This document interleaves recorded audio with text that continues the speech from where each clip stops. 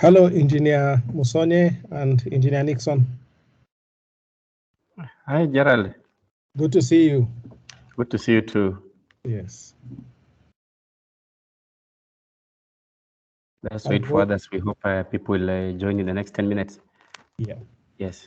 So I'll just go into silent and just Okay. wait everyone. Thanks.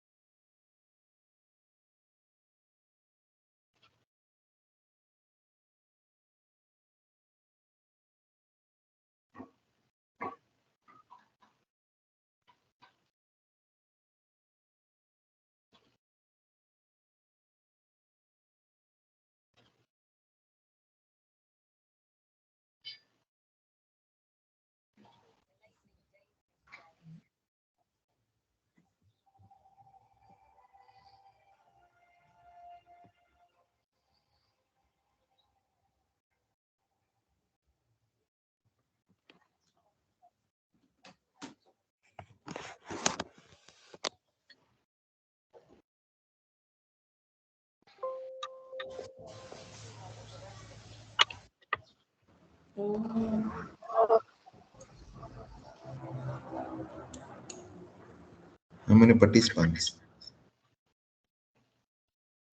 Oh, it's dead. 17.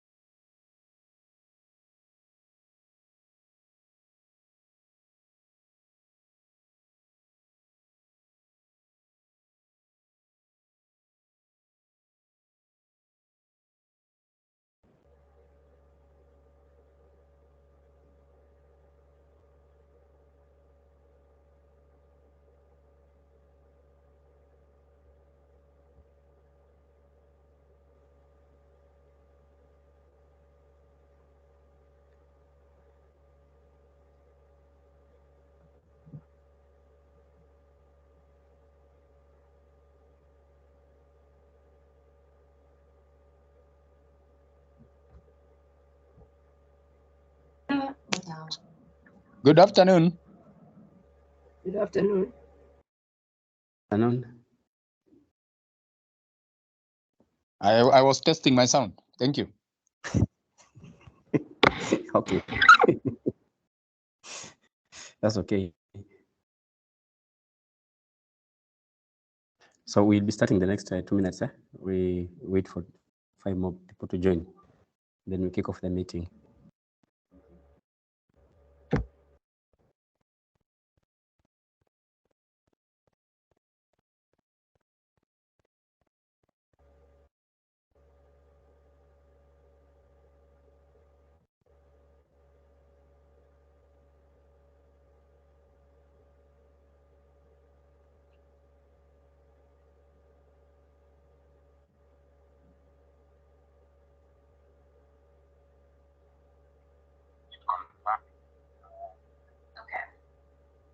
Yeah, I think we'll be around at 10 plus.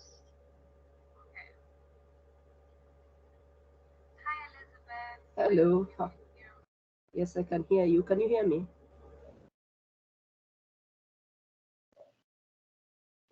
Hello, can you hear me?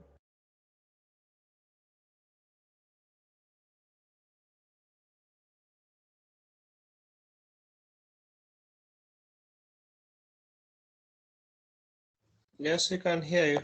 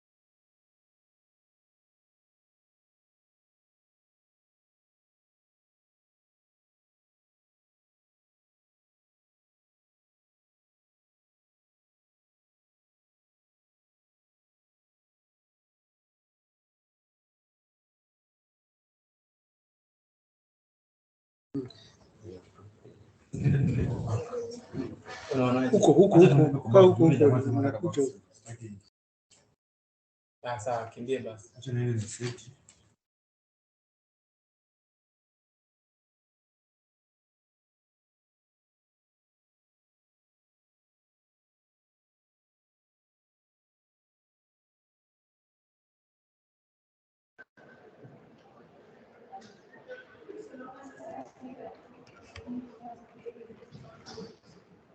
So I think we can start. I hope you're getting me. Dereva, please confirm if you can get me. We are getting you loud and clear. Okay, fine. Thank you very much. Now, today, my name is Felix Musonye. I'm sure most of you know me. I work for EPRA in Energy Efficiency Department. So today is the third part of our series of webinars, where we're looking at the issues of quality or bankability of energy audits. And as you know, part of the recommendations we get for energy audits is about energy switching or fuel switching. So today we saw it better to have a look at what's the most common form of energy switching that auditors recommend, so that we can improve on it. Not only that auditors recommend that switching, it's also becoming popular actually in the industry. So today we'll have presentations from an array of people. It is a different kind of an approach. We'll have some presentation from EPRA staff, that is Cynthia and Nixon. Then we'll also have presentation from the industry itself, where we'll get a presentation from 𝐏𝐻𝐵 and 𝐂𝐞𝐫𝐢𝐿, who will take us through some discussion on how well to size, do the financial appraisal and everything to do with solar PV systems. So I will welcome our boss, that's Caroline Kimathi, to give our opening remarks and then declare the webinar open. Then from there, of course, we'll go straight to our presenters. Thank you very much. Caroline, please. Good afternoon, everyone. Welcome to today's session. Just like Phoenix has indicated, this is the last of the three-part series that we've been running for the last 3 weeks. We look at alternative energy sources, so we hope to learn and share. As we've been doing, I urge you to keep your questions to the end of the webinar as well as comments. But if it is really, really burning, I think the presenter should be able to give a chance for you to put your comments. So without wasting much time, let me declare the workshop officially open and welcome Engineer Bukachi and Cynthia to kick off the presentations. Thank you. Thank you, Caroline. Hope you can hear me. Yes, you're audible. Yeah, so I think we'll start with the way we have structured the presentation. We'll start with the presentation by Ayub from 𝐏𝐿𝐫𝐲. So Ayub, maybe you'll be putting on your presentation, and then I will present with Cynthia, and the last presentation will be on the status of the industry from 𝐿𝐶𝐸. So Ayub, if you can hear me, you can put on your presentation. Bukachi, for my planning, I just want to know how much time do I have? If you can do it below 30 minutes, we'll be happy. Maximum. You said 30? Yes, yes. Okay, that's fine. In that case, then I'm going to share my screen.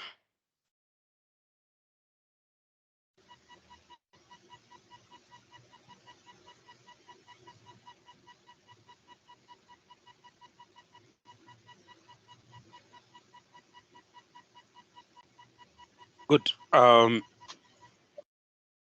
Thank you. You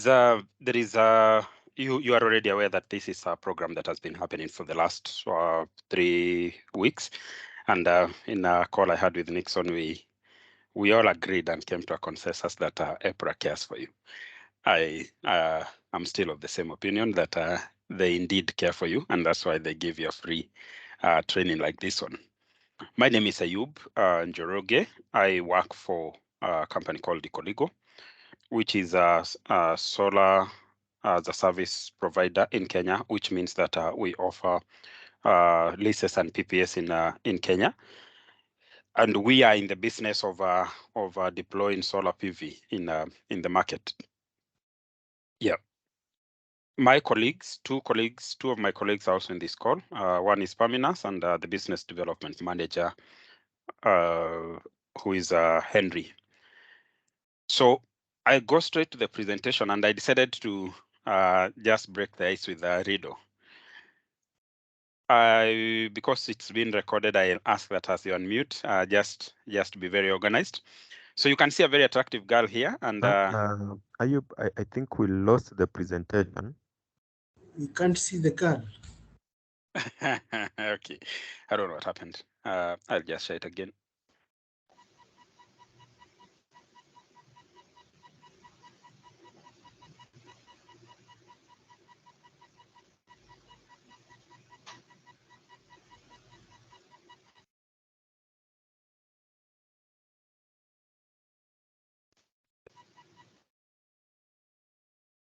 I hope you can see it now.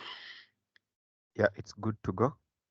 Can see Right. the girl now. Now, look closely because something is wrong with this picture, and if you can identify it, just let me know.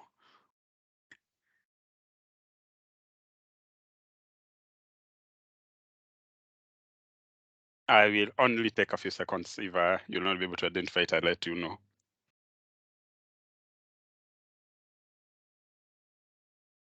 Okay. I'm sure that your minds are now, your brains are running. That lady has more than enough fingers on the in the hand. You realize that the fingers are not 4, are not 5. They are more than 5. So that's simple, and that is how life is. Life is not very complicated. We have a lot of slides in this presentation. I may not talk about each one of them in details because of the time that we have. I'm keeping myself within the 30 minutes that I was given. That means at 14:45 I should be done. I will be talking about 𝐤𝐸𝐸 and all the other contents that you can see here, one after another. And I'll just introduce 𝐤𝐸𝐸 first, which is a global energy as a service provider in about 12 countries now. And it was founded in the year 2016. In Kenya, it was officially founded in 2019. I happen to have been the very first employee of the company immediately after its establishment in 2019 September. And in Africa, we are active in Sub-Saharan Africa, which is West Africa and East Africa. And we are in East Africa, not all the countries, and for the obvious reasons. And I think that is part of the reason. That is part of what we will be discussing in this presentation. Commercial and industrial solar, and it's potent in these markets. So if you look at East Africa, Kenya and Uganda present the best potential for commercial and industrial solar. And in we have other countries that are trying, but some of them have their own challenges, like Zimbabwe, for example. Zambia, they have their own challenges. Madagascar. South Africa is also a good market, but also with its own unique challenges. So we in West Africa we have presence in Nigeria, a full subsidiary in Nigeria, a full subsidiary in Ghana, and a full subsidiary in Ivory Coast. So in Africa we have 5 countries, and the rest are outside of Africa in Latin America and Vietnam, that is Southeast Asia. We care about females, and that's why we are 47% female of all our employees. Slightly above 60 now from also different nationalities. I happened to realize that in our company we employ like people from different countries, even if it meant having to bring them like to sit in our headquarters in Berlin, but from different countries because we value diversities. So far, we have implemented about 200 projects, which are totaling about above 100 megawatts globally, and some of them are still. This is what is already installed. We still have more that is still under construction. I will not talk about those projects again. We agreed to cut this one short a bit. The only thing that I would like for you to understand is our two-sided business model as 𝐤𝐸𝐸. 𝐤𝐸𝐸 does this, and I'm going to simplify it very much.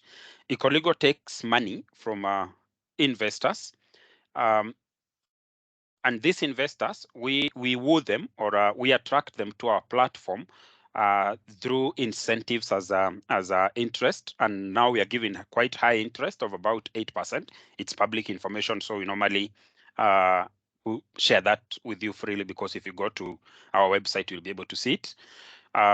Some of you will be able to notice that in Europe, if you store money in the bank long enough, you earn a negative interest in some countries. So when you come to people, tell them that I can take your money from the bank instead of earning a negative interest rate.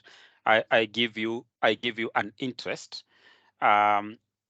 People would always want to invest their money in such a place where they're getting returns. But the biggest motivation, the second motivation, is for them to know that they are also investing in sustainability. So we take that money, we own the money as our equity, and then we give that equity to business owners, and then we build them over periods of between 3 years and 25 years. That's a quarter century. That is how we deploy our business. Our customers are commercial and industrial. We are not doing government. We are not doing residentials. Neither are we doing. We have also done non-government organizations, but heavily commercial and industrial clients are our key focus. And the question now comes: why C&I? Why commercial and industrial? Why focus on this particular sector in the market? it has been known. This is just a quotation we picked from an association in Ghana that interviewed a couple of CEOs in Africa, and the biggest challenge to industrialization in Africa is heavily the cost of power. And without going too far, even here in the country, most of the researches that have been done will always come to this conclusion that the cost of power is a big challenge in industrialization. And that makes solar become the next best alternative. If the grid will sell you, for example, a unit of power at around 17 US cents per kilowatt hour, and solar is able to sell you at around 6 cents, 6 US cents per kilowatt hour, that is more than 50% saving on the unit price of Kenya Power, and that becomes quite attractive. And today, as never before, we have more robust solar components. We have better yield modules. We have better performance solar systems than ever before, and it becomes a good alternative for commercial and industrial clients. And that's why solar is key, as Engineer Phoenix, Engineer Musonye said. It is one of the recommendations you make in your energy audits, but it is also a big thing in the market. It is the talk of the day for everyone. So it's okay for you to know to be able to know how best to approach design of PV, so that when you are presenting your energy audits, you are able to present energy audits that have recommendations of PV that is close to reality. I'll tell you this for a truth, that I've seen so many solar companies that don't really rely on energy audit reports. If you go to a client and a client tells you, we even audited this facility and we have this report, and they say, no, whatever work has been done there or that has been committed to PV has not been substantial enough. And I think that is the reason why EPRA is thinking of coming to us and talking about how best we can size this system so that we are almost getting or we are at par with the experts in the market also. For example, you don't want to go to a client and just do some, when you're doing your energy audit, you just take like data which is not verified, you've not logged the site, maybe you've only analyzed 2 or 3 electricity bills, maybe not even a whole year. You decide that these people need 200 kilowatt peak and maybe they needed 50. And you are putting that in an energy audit report that may not be very, very useful to the consumer of the report. Good. And the value proposition of PV, we know that is that a majority of them don't come with price fluctuations, and it's very possible for us to predict the cost of PV as opposed to the grid, and it's also much cheaper than the grid. In terms of speed, it is very easy to deploy projects amongst commercial and industrial businesses. EPRA has made it very easy also for us that there are no very punitive permits that are required for us to deploy solar in the commercial and industrial. It becomes very easy to implement a project and speedily. I have been here now for like 3 years also developing PPS or selling power, and I've seen EPRA has come a long way also in granting PPS or power purchase agreements to help or to speed up or to facilitate the speed up of uptake or installation for that matter. Regulation is quite also friendly. Competitiveness also, and I think in Kenya as never before, we have had every Tom, Dick, and Harry come into the market and offer solar. The market size is also very big. I was reading somewhere, I don't know whether EPRA will be able to bear witness or correct me if I'm wrong. I read somewhere that we have around 150, that is 15,000 megawatts, sorry, 15,000 megawatts of solar potential in Kenya alone. And until now, we have installed around 400 megawatts. So the potential is still big as people come to accept that solar works for them. And for most companies, which you auditors are auditing, today as never before, because at some point I was also in one of your firms doing energy audits, and the question that was always, almost always asked by the board that is receiving the report was, where is the money? Where is the money to implement the recommendations you've made, the energy conservation measures you've recommended? And one day I audited, I remember, I participated in an audit of a bank, and that bank said that if you give me that money you are putting there for solar PV as a bank, and you are giving me a payback of 7 years, if you give me that same money, I'll be able to reap to get a quicker payback than your solar. And I'm not opposed to going green. I'm not opposed to using solar for this building, for this entire story building. But if you could get me a financier, then I can uptake that, and then I focus my investment on my core business. But at that time, we didn't have so many financiers in the market. And that's why we are here today to let you know also that as you make these recommendations, we have so many financiers as never before in the market, offering different terms, supporting different ticket sizes. When one will support 300 kilowatt peak and above, another one is supporting 100 kilowatt peak and above, another one 50, and another one below 50. They can do even 20 kilowatt peak. So it's much better today. The market has grown, and it becomes very easy also for you as energy auditors to be able to stand before your clients and tell them, yes, we've made this recommendation, but we have cheap, not just financing, we have cheap financing available in the market. Very good. So I want to give you a perspective of solar PV globally and how it has developed globally. This data has been collected a couple of years ago or months ago. And if you look at solar globally, it has contributed around 56% of the energy mix, which is quite good. This one is collected from IRENA, which you know in the year 2022. So solar is a big thing, and it will be the next big thing. And it makes sense for me to be able to prepare an energy audit report with a report that is with a solar, giving focus to solar PV and something that is close to the reality. And that's why we are here to learn about how to size it better. And we have also seen globally also in the market, I'll be able to share these slides with you. I don't want to dwell here so much.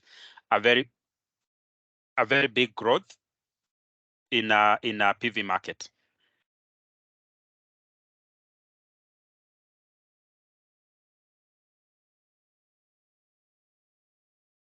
Okay.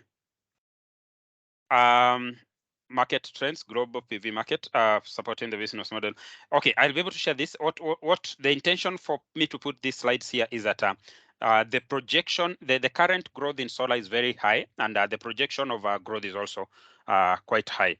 And the biggest contributor to this is because of irradiation that is very, very, very nice in Africa, as you see, than most countries. So in Africa, we'll be able to see very big uptake also of PV going forward. That growth has been there, has been exponential, and we expect it to continue to be exponential. Now, this is where I wanted to dwell most than any other area, the pre-feasibility study. Like, how will you be able to size a solar PV and size it correctly? What is the data that you need to be able to size PV correctly? And the data that you need is actually what you already have. As an energy auditor, whatever you've collected is what you have. I just wanted to take a quick breather and share some second solar jokes before we go to this now, to the system design. Yes, I was reading this somewhere and it was hilarious. Why are solar panels always optimistic? They keep their sunny side up. What did the wind turbine say to the solar panel? It said, I'm a big fan. And the last one, Dad, can you tell me what solar eclipse is? And the dad said, no, son. Just a breather. A project cycle of a PV will involve first making a cell for people who are developing it for themselves, like ourselves. But for an energy auditor, it can also begin as an energy audit. Pre-construction phase is the phase whereby we are now doing a technical due diligence, or we are trying to find out what is the most optimal size. What is the most optimal size for this particular client, which may not necessarily be the same as another client. And at that stage, also exploring a chance of financing. Is it going to be financed by the owner, or it's going to be financed by another financing entity? And then once we finalize what we would call financial and technical due diligence, we will come to construction, the construction of this system. And then depending on who owns this PV, we'll be able to proceed, or we will be able to stop here. And when we stop here, we mean the owner is able to have the whole system to themselves, but either way, they'll still do the operation. But we can also do the operation for them, or a different third party, that party can do the operation for them. And operation here would include the entire asset management, including operation and maintenance. That is a project cycle, which I assume you already know. And I just picked the entire sales process, or how you'd be able to sell PV. And once you have a new opportunity, this could be the opportunity that you're auditing. You will be able to assess their demand. You will be able to assess their consumption. You will be able to collect data on site, which may include load measurements, and that is connecting your data logger. You will be able to come back and on a desktop be able to size the system. You will be able to come up with a good system, or the most optimal that you can that you want to show the client, and that is that is what you present to the client. And then on acceptance, you will be able to do your due diligence and statutory checks of the client. This you may require, especially if you are bringing in an expert, either an EPC company, which is an engineering, procurement, and construction company, or a joint venture of an EPC company together with a financier, or a company that has its own in-house financing. They will come. They're the ones who will be able to come to do due diligence and statutory checks. And then after that, if there is an agreement, you could sign a contract to install PV, and then you could negotiate that contract and then sign it and plan to go and implement. But then, for you to be able to find out if this is a good client for solar, there are a few screening criteria that you need to think about. One is the load profile. It has to be consistent. I've seen factories which operate between Monday to Thursday, or Monday to Wednesday, or even Wednesday, Thursday, Friday, and they don't operate on the other days. That may not provide for you a good load curve for solar. So one thing that you want to find out is the load profile. And as a rule of thumb, 6 out of 7 days is good, or 7 out of 7 days becomes perfect. Anything below that, 5 out of 7 days may not provide for you the best load curve for solar. Otherwise, you might be having lots of generation that you don't need for the days that the factory is not in operation. And the major two curves that we look at when we design PV is the consumption pattern of the client, which I'm calling the load profile here. The load profile involves the amount, the magnitude of installed capacity, and also the consumption pattern. You may be having a machine, for example. I don't know whether there is such a big machine, but you would be having or a combination of machines that consume, say, 1 megawatt. These many machines that consume 1 megawatt may not all be operating at the same time. Some of them may be coming up when the rest have already been in operation for a couple of hours. So you also want, in looking at the load profile, you want to look at the entire installed capacity, but you also want to look at the consumption patterns. How do they switch on their machines? At what time is their consumption highest, and at what time is it lower than the rest of the time? That one will help you to design system.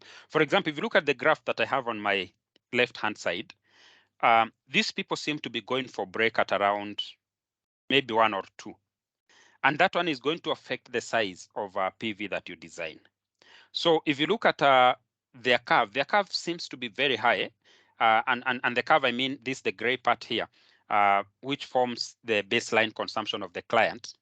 Looks like it's very high, but because of this ditch here, because the factory is closing at midday, then we might not propose for them a very big system size, lest there'll be a lot of wastage here. They'll be generating what they are not consuming, and that obviously increases the payback they will have from this project, and also decreases the savings they can enjoy from solar. You will install the system for them, and then they're like, no, we are not enjoying enough savings that we have to enjoy. The other mistake that I also used to see a lot in the market here, even among solar companies that design PV, is to be able to oversize systems that are not even on grid. You ask someone like, I didn't mean on grid, I meant off grid. You ask someone, why are you taking an on grid? On grid, we mean solar power that is connected to the grid. I'm assuming that someone may need that explanation. You find a system that is on grid, tied to the grid, yet someone is oversizing it. For what reason, I would ask. So this is also things that we look at. When you are designing a system, make sure that you are designing a system that falls just below the baseline consumption, or at least right there where the client is, where their consumption is falling.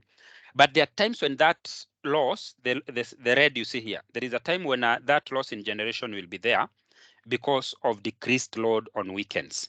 That is okay. So you need also to be able to balance the losses in the weekdays against the losses in the weekends. Because obviously, if someone is not opening on Sunday or on Saturday, they'll be having an excess generation that they're having. But you need to be able to optimize that excess generation against any kind of that excess generation against any kind of excess generation also on the weekday. That's why some people will ask, like, why are we having this red on Sunday? If you avoid this red part here on Sunday, it means that you're going to have a very small system on weekday, which is not the most optimal. So in design of the PV, you also need to optimize that when the client has the lowest consumption and when they have the highest consumption. Baseline tariff, you need to know how much they're paying to the grid so that you see whether you can be able to get savings for them through your solar PV. You also need to screen to find out if they have land and roof. I've also seen energy audit reports that have been prepared saying that someone can fit 200 kilowatt peak, but you have not found out if for sure they have even that roof. Like you see, if you went to, say, a building like a National Bank building, it's a very heavy consumer, yet they don't have a space to install PV. They might install maybe 30 kilowatt. That's okay. So as you also do your study as an energy auditor, find out if there is enough space for installation. And if there is a small space, whatever system size can sit on that small space, will it be able to give your client enough savings to warrant or for them to see sense in taking that system? You don't want to just present an energy audit report that looks lucrative. And what I mean is this: you don't want to present a report that says, you see, you people, your potential is 1 megawatt. And if you install this, you'll be able to get this amount of saving, but you're not telling them the truth that they do not have enough space. It's okay to present an energy audit report that says you people can take up to 1 megawatt, but you have limited space that you can only take 50. And this 50 kilowatt peak will only be able to give you this amount of saving. So as you consider to implement the energy audit report and the energy conservation measures, please know that you are limited to take PV because of installation space. Or you have a very big installation space, and maybe you'd like for us to be able to fill it up with PV or solar modules, but your consumption is very low. You don't need 100 kilowatt peak, you need 70. That one you should be able to understand so that you can present a quality report and a report that makes sense. Electrical conditions at the site is also something that you also want to look at, because this is electricity you're also recommending to site on site. So when you're doing energy audit reports, you may also recommend an upgrade of their distribution boards, their switch gears, and something like that. And then the other question is, what EPC price? EPC is engineering, procurement, and construction.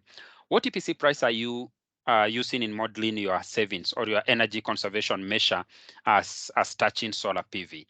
I have shared later in a slide below here the EPC prices we are getting in Kenya. We used to have a lot of variance in the last like 2-3 years, but now we are having almost every solar company at par.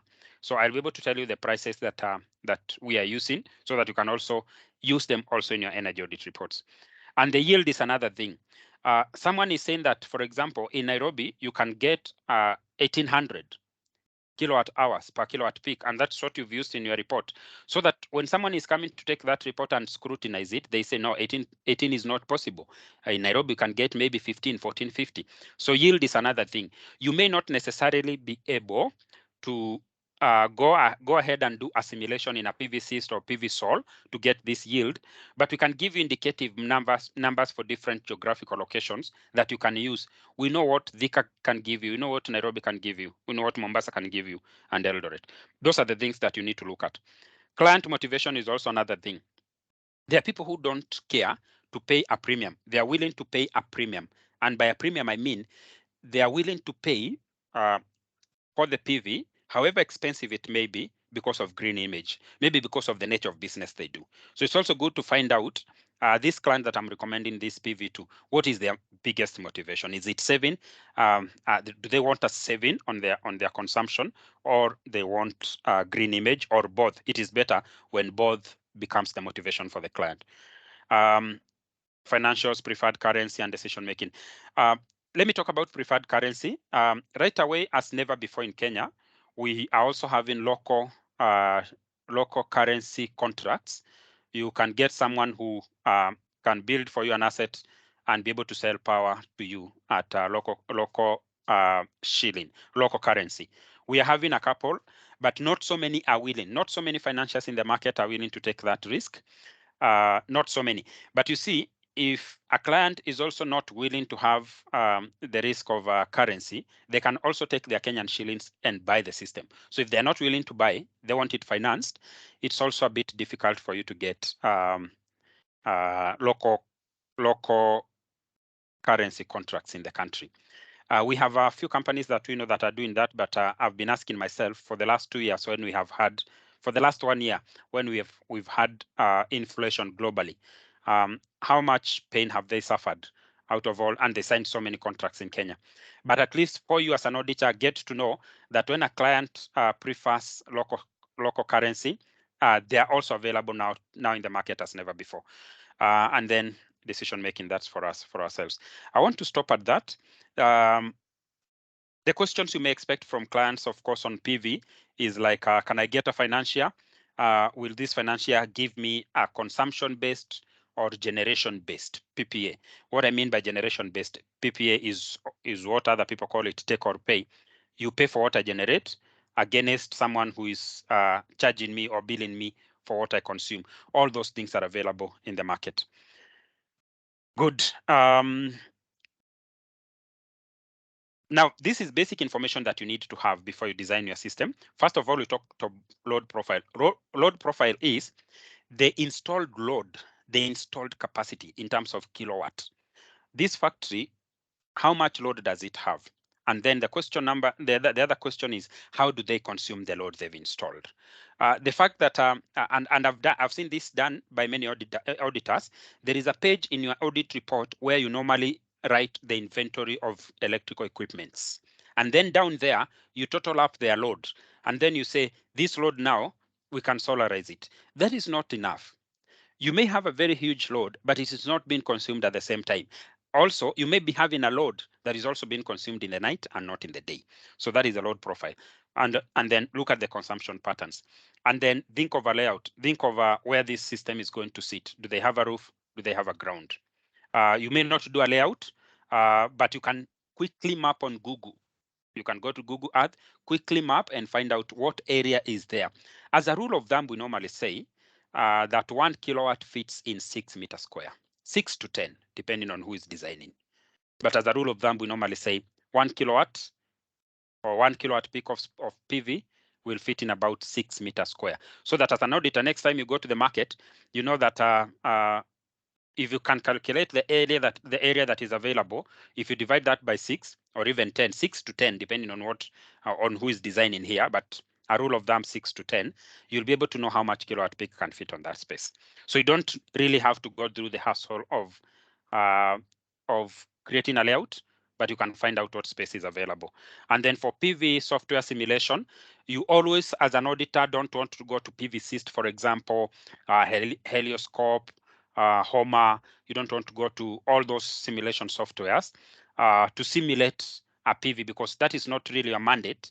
So you can also have, and I'll ask whether someone is going to tell us which other sites that are just online. You can just go here, just search, like Solar GIS, for example. If you will be able to share that with you, you can go to Solar GIS and find out, like here, what is the yield I can get in this place, geographical location. What is the yield that I can get? Good. And I put this picture here because also in a simulation of a PV, there are different levels of yields that people use. There are people who use P50 and there are people who use P75. Also, it's good to know that the accepted global standard that is much better and much conservative is actually P90 value. So when you're looking for the right yield, please use P90 when you are just projecting how much generation you can get from your PV. I've created a sample. Maybe I can share this with you. Just a very basic PV sizing calculator, whereby this one you can use as an energy auditor. I created it just for you in a way that you are taking a copy of the bill and you know that they're consuming this much per month. You just feed in there. And then for the solar share is very simple. I'll share the Excel with you.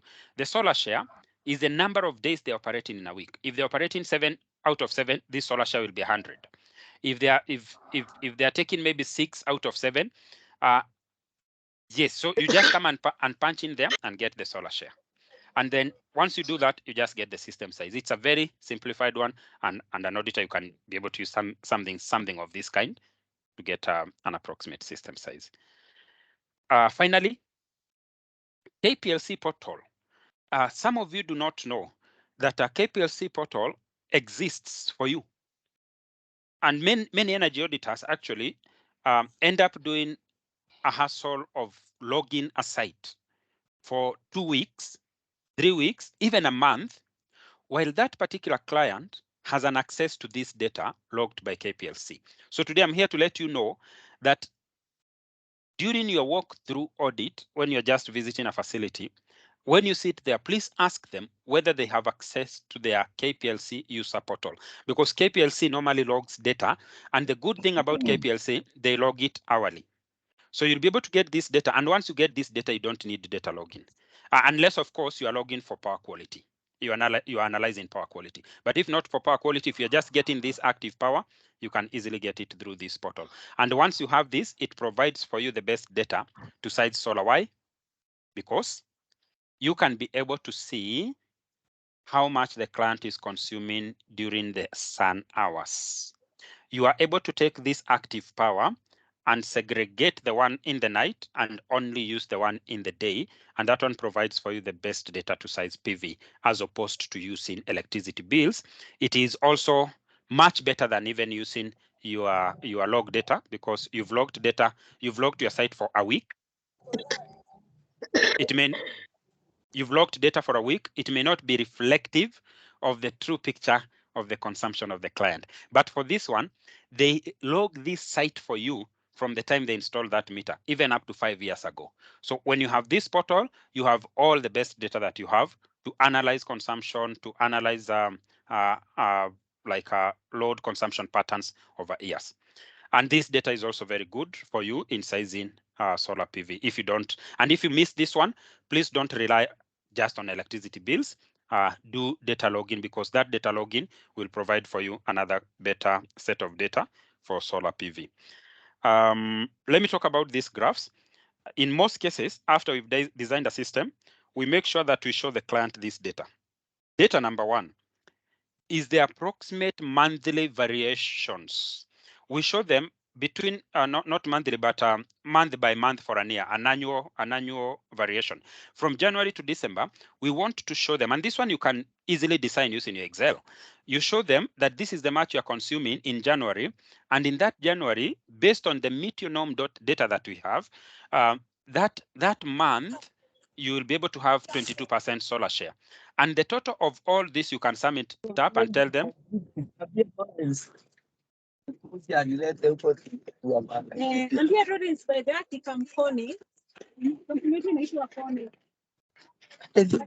think someone can mute someone. Mute yourself kindly. I've evaluated audit attendance. Ayub, you can unmute yourself.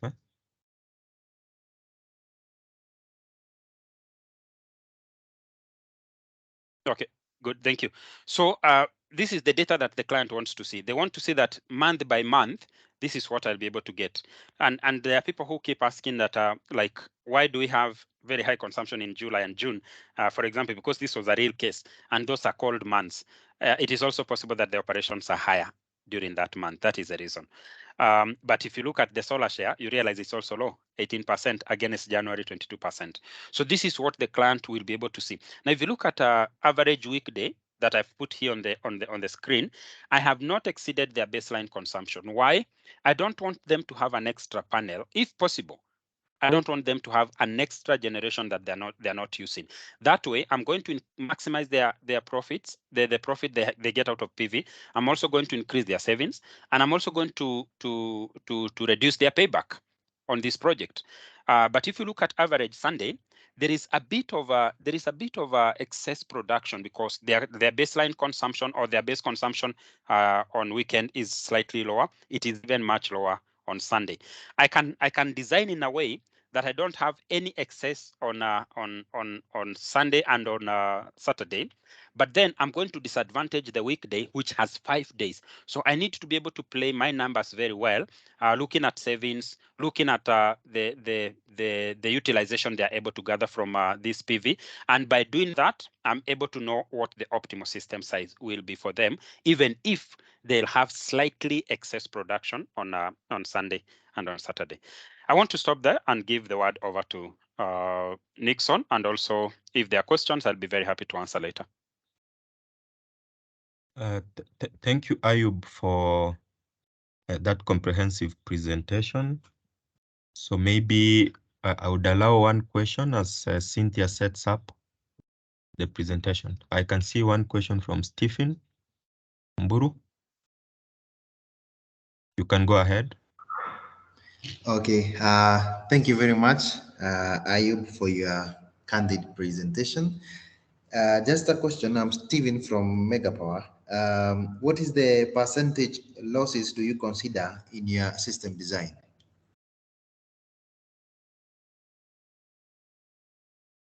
Thank you. Okay, is there any other question?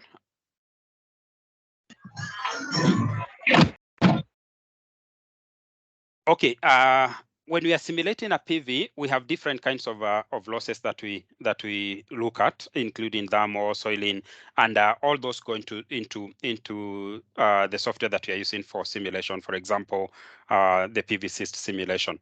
And I'm very happy to give you a breakdown of all the percentages that we consider, because there are several items of. Let me show you that. I don't know whether I had it on my slides. Let me find out here. I've had to cut this short. Some of these things were just repetitive, like where we can mount systems. The only one thing that you maybe need to remember is that we can also mount them on water. And fortunately, this picture I've taken here is one of our installations here in Kenya. I don't know that Nixon has visited it really. This is in Rift Valley Roses in Naivasha, and the team of EPRA. But this is an installation that we did on water. That is possible. I didn't talk about the kinds of financing that we have available. Yeah, I did not put the soil in, but I can give you a breakdown later. Just side chat me. I can give you the different breakdowns of the efficiencies that we consider in our simulation.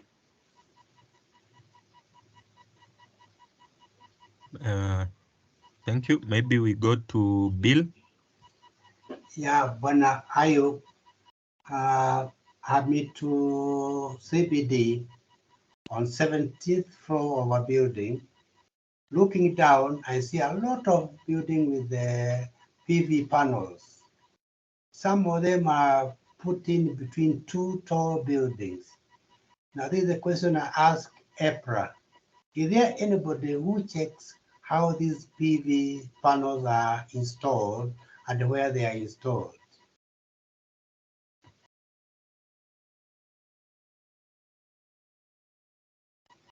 Thank you for the question. I think I'll speak to that during the presentation. Okay. Lawrence. Thank you, Nixon. I have two questions. One of them is to find out from the presenter what the prevailing interest rates for financing are from the lenders for these projects. And then number two, the average percentage of the maximum load. You know, when you looked at the profile for load, average load profile for the week, and you compared it to the average load profiles for Saturdays and Sundays, you said you have a way of determining what the appropriate or the optimal value should be. Do you have an indication in terms of percentage of that maximum that we can use as a rule of thumb during audits? Yeah, I did not. I foresaw that coming. First of all, I will answer your second question. We have internal that we use. Some of them are developed for different companies, and different companies will be able to design it differently. I may not be able to tell you here that this is something to consider. The only thing we want to make sure to do is you are not having lots of it, and you are not like making the system or diminishing the system too much. That is a play that you have to do. Make sure that on weekdays you're not having a very small system, so that you save on the savings on or the losses on weekends, especially for a load that for a client that has a low consumption pattern on Saturdays and on Sundays. It's something that we do internally. I would not be able to tell you like this is a software that we use to do that. We have our own softwares that we run sensitivity and we compare with savings for the client to be able to tell that yes, this is most optimal, though there is some losses. And on interest rate on loans, I may not speak for banks, but I know that if you go for a bank loan, the interest rates in Kenya are still high. I would speak for PPAs and leases. The value proposition I see for a lease to own arrangement of finance and also a PPA is the percentage you are saving from the unit price of KPLC. But for the interest rates, I may not be able to really tell at the moment. Thank you, Ayub. Ndereva was next. Thank you, Engineer Bukachi.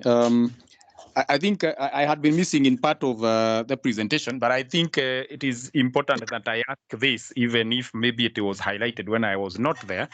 I have always seen those people who are planning to do some solar design, requesting for some logging or load analysis, and sometimes the timing for that load analysis, unless it's done for a year, I don't know how accurate sometimes it can be, but I have also seen in other systems where you can be able to actually do system sizing, just using the demand and the load factor, using the bills, which can even be done for about 3 years, and then they can be used or can be matched with the solar map. Or there's a software I also use, which gives the actual annual yield for solar, which you can then be able to compare with the demand and the load factor.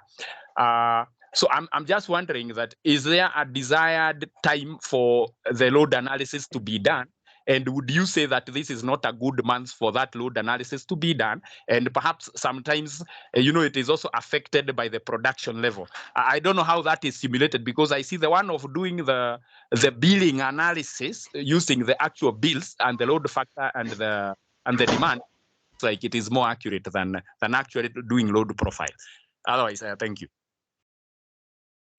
Thank you. Maybe Ayub, 30 seconds for that question. Yeah. Either way, whatever method you use, you still have to think of load profile, or you meant load measurements. You see, what you need to capture is, are you able to know the consumption of the client during the hours we have the sun? And as a rule of thumb, we normally say 6 a.m. to 6 p.m. So if you can be able to get around data to be able to predict that this is the much they consume between those times when there is sun, then you can always be able to size a perfect system. You can even use the bills. You can make assumptions. But the good thing is that when you do load measurements, using a data logger, when you use the KPLC portal, you will be able to get more accurate information because that data is already recorded for you. You're not extrapolating, you're not assuming. So when I use 3 years electricity bills, when I see a bill is written, someone consumed 300,000 kilowatts. I do not know where these kilowatts were consumed. Were they consumed in the day or consumed in the night? So in the end, it is much more accurate to use either KPLC logged data using that portal or doing your own load measurements. They give you the most accurate information than any other method can give you. Thank you. I think we'll get the last question from Joseph, I think, for this round. Maybe a quick one. A quick one, sorry, engineer. I just wanted to tell the person, Ayub, that there is a way that you can be able to know the consumption during the day and during night, peak and off peak, and unless, of course, the level at which the analysis of the bill is done. But from our end, we are able to detect and know exactly. But it's okay. But I read him. But we, based on that, we can be able to detect ourselves. Thank you. Oh, okay. I know what you're trying to mean. You are trying to mean that the tariff is also distributed with peaks and off peaks. But you see also that peak is also running between a few hours which are in the day, but a few hours also in the night because it goes to 10 p.m. But either way, the convergent point is if you are able to size a most optimal system for you that will give your client most savings, better just go for that method, whatever method you have to use. Yeah, maybe to give some input, Ayub. I think either logging or getting the KPLC profile would be desirable. We have seen from the audit reports, and actually is one of the reasons why we thought this webinar would be helpful. When someone tries to use the electricity bill, most of the time we have had challenges in the arrived at capacity before. So that's why unless you are very sure on the operation pattern of the facility, for example, the facility operates only during the day, and even at that time, you should be able to know at what time do they get their peak. And I remember, Ayub, in your presentation, you were giving us a graph showing the hourly consumption and what the facility, for example, is consuming at peak generation, that is between 12 and 3. So that's a very important consideration if you are sizing not to get excess capacity. Yeah, that graph there. Just trying to understand what the facility consumes between 12 and 3 is very important, because that's the time when the solar PV plant is giving the maximum generation for that matter. So I think I had said we'll give Joseph the opportunity.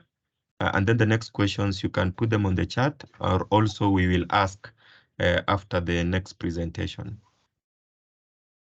Thank you, engineer. I think you've captured some of the things that I wanted to echo.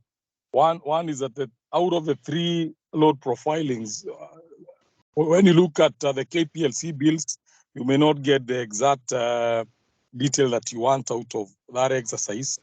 Then the other one about logging may again be may not be accessible to everyone. Not everyone has the instrument. So my question would have been about the KPLC load profiling portal. How do you access it? How do you access that? So that, to me, that would be the best at an hourly rate. You're able to know whether it's during the day, whether it's during the night that one consumes whatever we are looking at.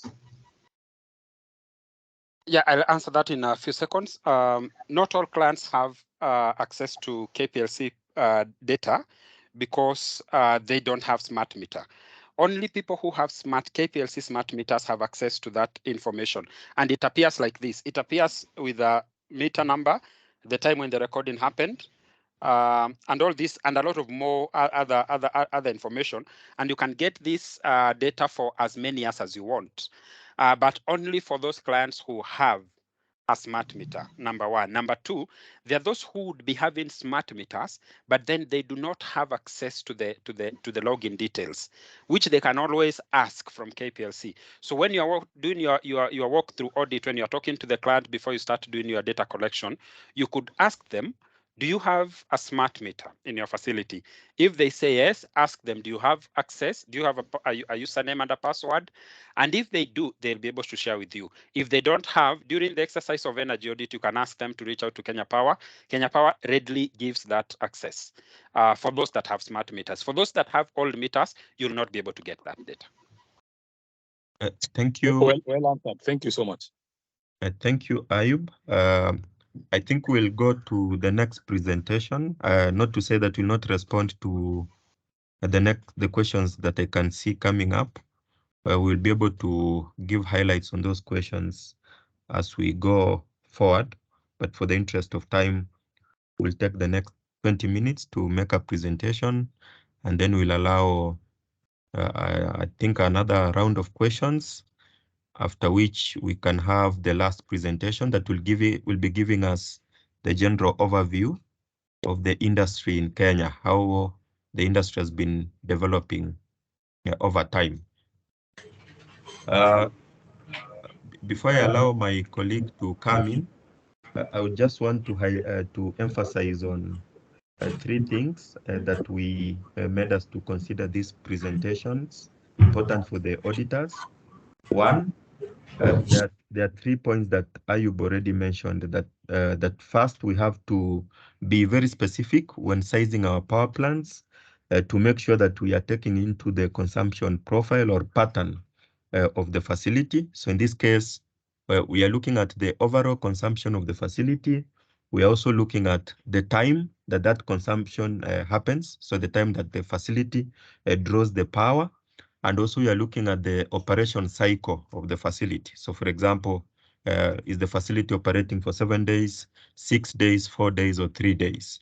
And as rightly put it, for some of the analysis we have done, it might not make sense, for example, to do a PV plant if the facility operates for 4 days a week, and looking at 5 to 6 being optimal in the design. And I think Mundi also already alluded to this in terms of looking at the structural integrity of the building where you want to do your rooftop solar, for cases where we are doing rooftop. Because one of the things that has been coming out is that some of the facilities, some of the recommendations in the audits, someone would recommend to do a PV plant, but when you go to the facility, you find it's a very old building. And the cost of restoring that building to a state where you can be able to put a PV plant safely, then negates the need to do the PV plant itself. So it's an important consideration that you also look at the structural integrity. I know for the reports that come to EPRA for approval, if someone is doing a grid tie system and they need an approval from EPRA, we insist that we need a report done by a structural engineer that has been able to test the structural integrity of the facility. And then, of course, the last point that I will bring out at this point is the EPC, the cost of the generation, or the cost of the PPA that you are signing. For example, the facility is signing with a developer like 𝐶𝐞𝐫𝐢𝐿𝐼𝐞𝐫. We have seen a very wide range, and it's a discussion that we're having this this morning, actually, when approving one of the projects. We have seen people have a tariff of 0.65 USD per kilowatt hour. So that's around 8 shillings or 9 shillings or thereabout. And we have seen up to a cost of 0.08 and 0.12. So basically a very wide range. That one of the plants, the least plant, the cost of the least plant that we have approved at EPRA is twice the cost of the highest plant. So it's also important to advise your clients accordingly. I'm not saying the developers are doing a bad job, but we definitely know that there's that possibility of a facility being taken advantage of. So having someone who understands the market to put recommendations when we're doing the PV plant in terms of the cost, what tariffs the facilities are committing to would be very important, because then in the long run, once they enter into that 5 years, 10 years, or 15 years power purchase agreement, then they have to meet the obligation of paying the developer. So that's the other thing that we should be able to look at. And also in the presentation, as you'll see, we have been able to give a few highlights of the ranges of cost per kilowatt that we have received from various developers in the industry. So at this point, I will bring in my colleague, Cynthia, to do the initial slides on the least cost of energy and how you're able to evaluate the savings, determine the cost savings for the PV plant. Over to you, Cynthia. Hi, my name is Cynthia Wanjiru. I'm going to take you through the slides about the levelized cost of energy. Next. The capacity power plant is generally the power plant that is owned and operated by an industry or commercial company to generate electricity for its own use. So you have to understand the round trip efficiency, which is the ratio of the amount of energy that is delivered from the storage system to the nameplate capacity. So let's say, for example, if the round trip efficiency is 80% for a battery, then for every 100 kilowatt hour of the energy put into the battery, only 80 kilowatt hours of energy is going to be delivered. So we are also going to understand what levelized cost of energy is, which is the cost of electricity over a period of time, which is the ratio of the total life cycle cost. The life cycle cost involves the capital cost, operation cost, fuel cost, maintenance cost. Then you deduct the revenue from the energy sales to the total lifetime electricity generation in kilowatt hours. So for the units for the level of levelized cost of energy, it is expressed in currency per unit energy. Let's say, for example, USD per kilowatt hours. And if the LCOE is lower than the expected price of electricity, then the project is likely to be profitable, which is a good thing in this case. Next slide. So if for this, I have explained the formula for the levelized cost of energy, which is the total life cycle cost and the total lifetime energy production. So the investments, they're going to be affected by the operation costs, routine costs, corrective and preventive maintenance. The upward arrows indicate the operation and corrective and preventive maintenance. The downward arrows represent the benefits which are going to pay back in form the investment you made. So for an inverter, for example, it usually takes after 10 years you replace the inverter, which is going to be there around any component replacement or usual events. The next slide. So this is a simplified model for the LCOE, which I'm going to explain in the formula in the next slide.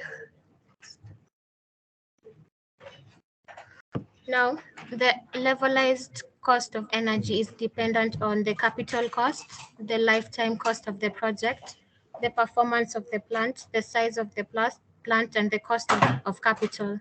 So the cost of capital, the interest rate at which the future cash flows are discounted considering the WACC. The WACC is the weighted average cost of capital, which is a measure of the cost of capital for a company or project, taking into account the proportions of debt and equity used in the financing of the project. It is used to discount the future cash flow to present value, and it is important in the LCO calculations. Now, when you're calculating the WACC, you have to take into account the cost of equity and the cost of debt in your calculations. And also the economies of scale affect the LCOE, in which you find that if the economies of scale are large, the LCOE will decrease over time. Next slide.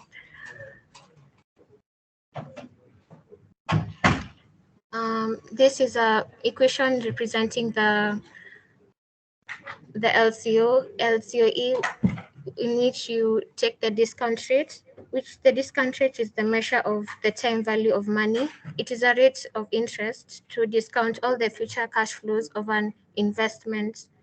So the minimum rate of return required by investors to finance a project, you have to consider the inflation, the risks, the opportunity costs, and cost of financing the project.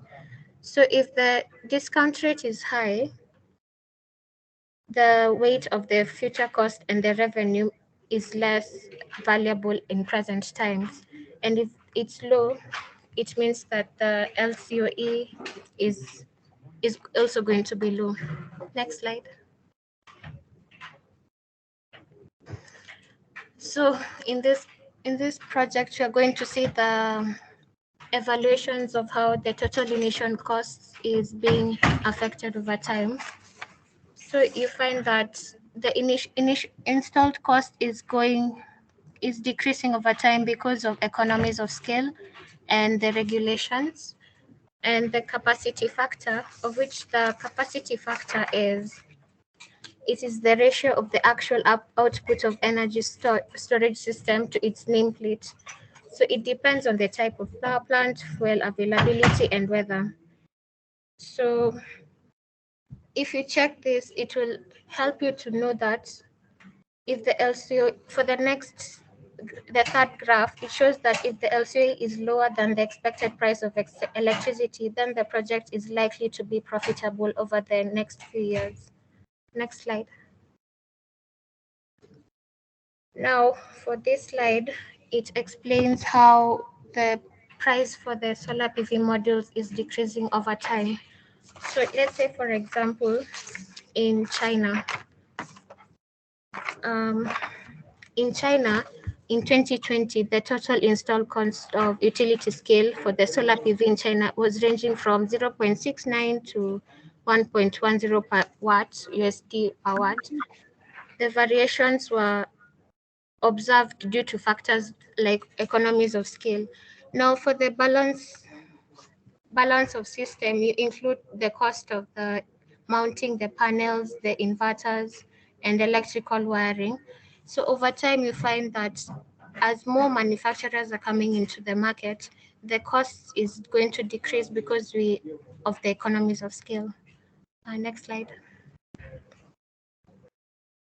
This slide basically explains how the cost is decreasing for the modules, for the soft costs, the EPC, and inverters. So, wait a minute.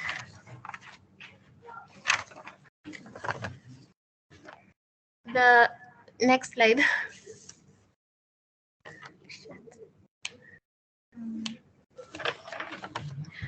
From this next slide, I will pass it on to Engineer Bukachi.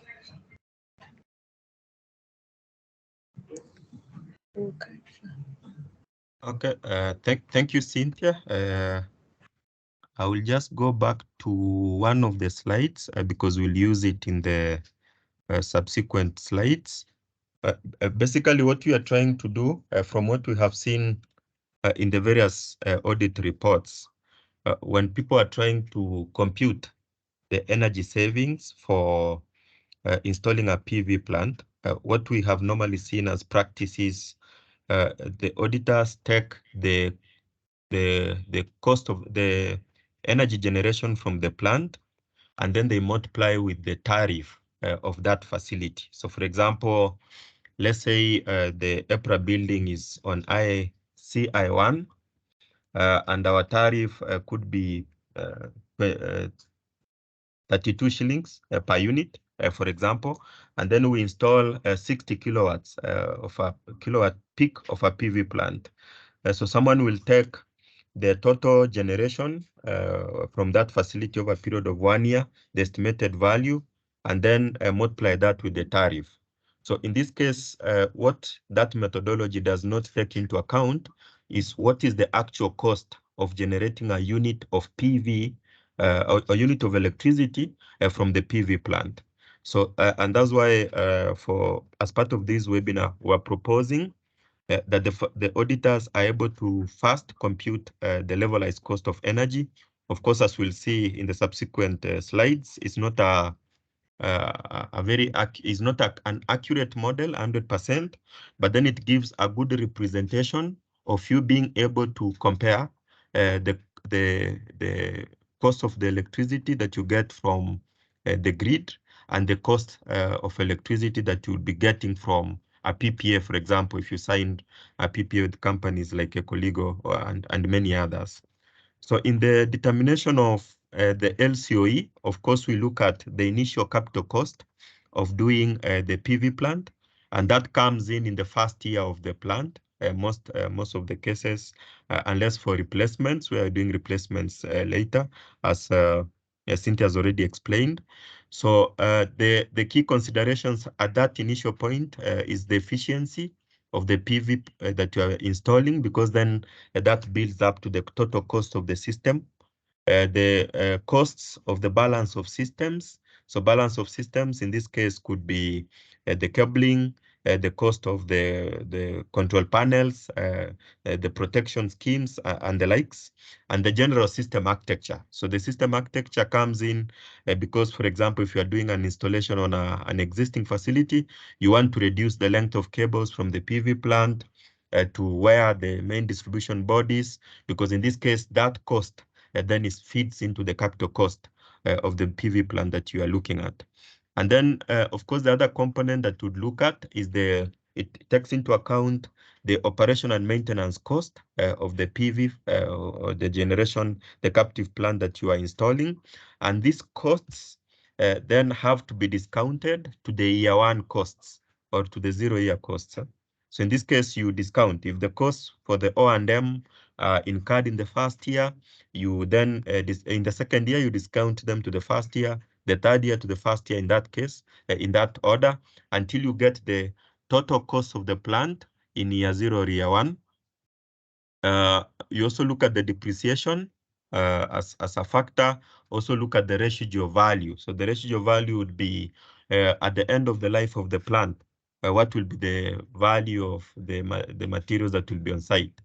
For example, you'll find for most of the panels, maybe at the end of life, they're giving you 80%.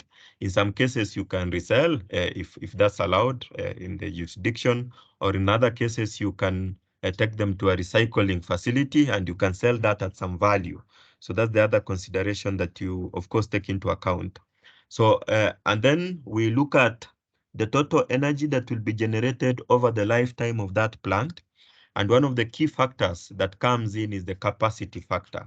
What is the capacity factor of the plant? The generation capacity factor of the plant, which is dependent on where the system is located. If the system is located in a place where we have good irradiance, for example, maybe in Kajiado as opposed to Limuru, we might be able to get more generation as compared to in Kajiado, maybe as compared to Limuru, but also, of course, then temperature and other factors come into play.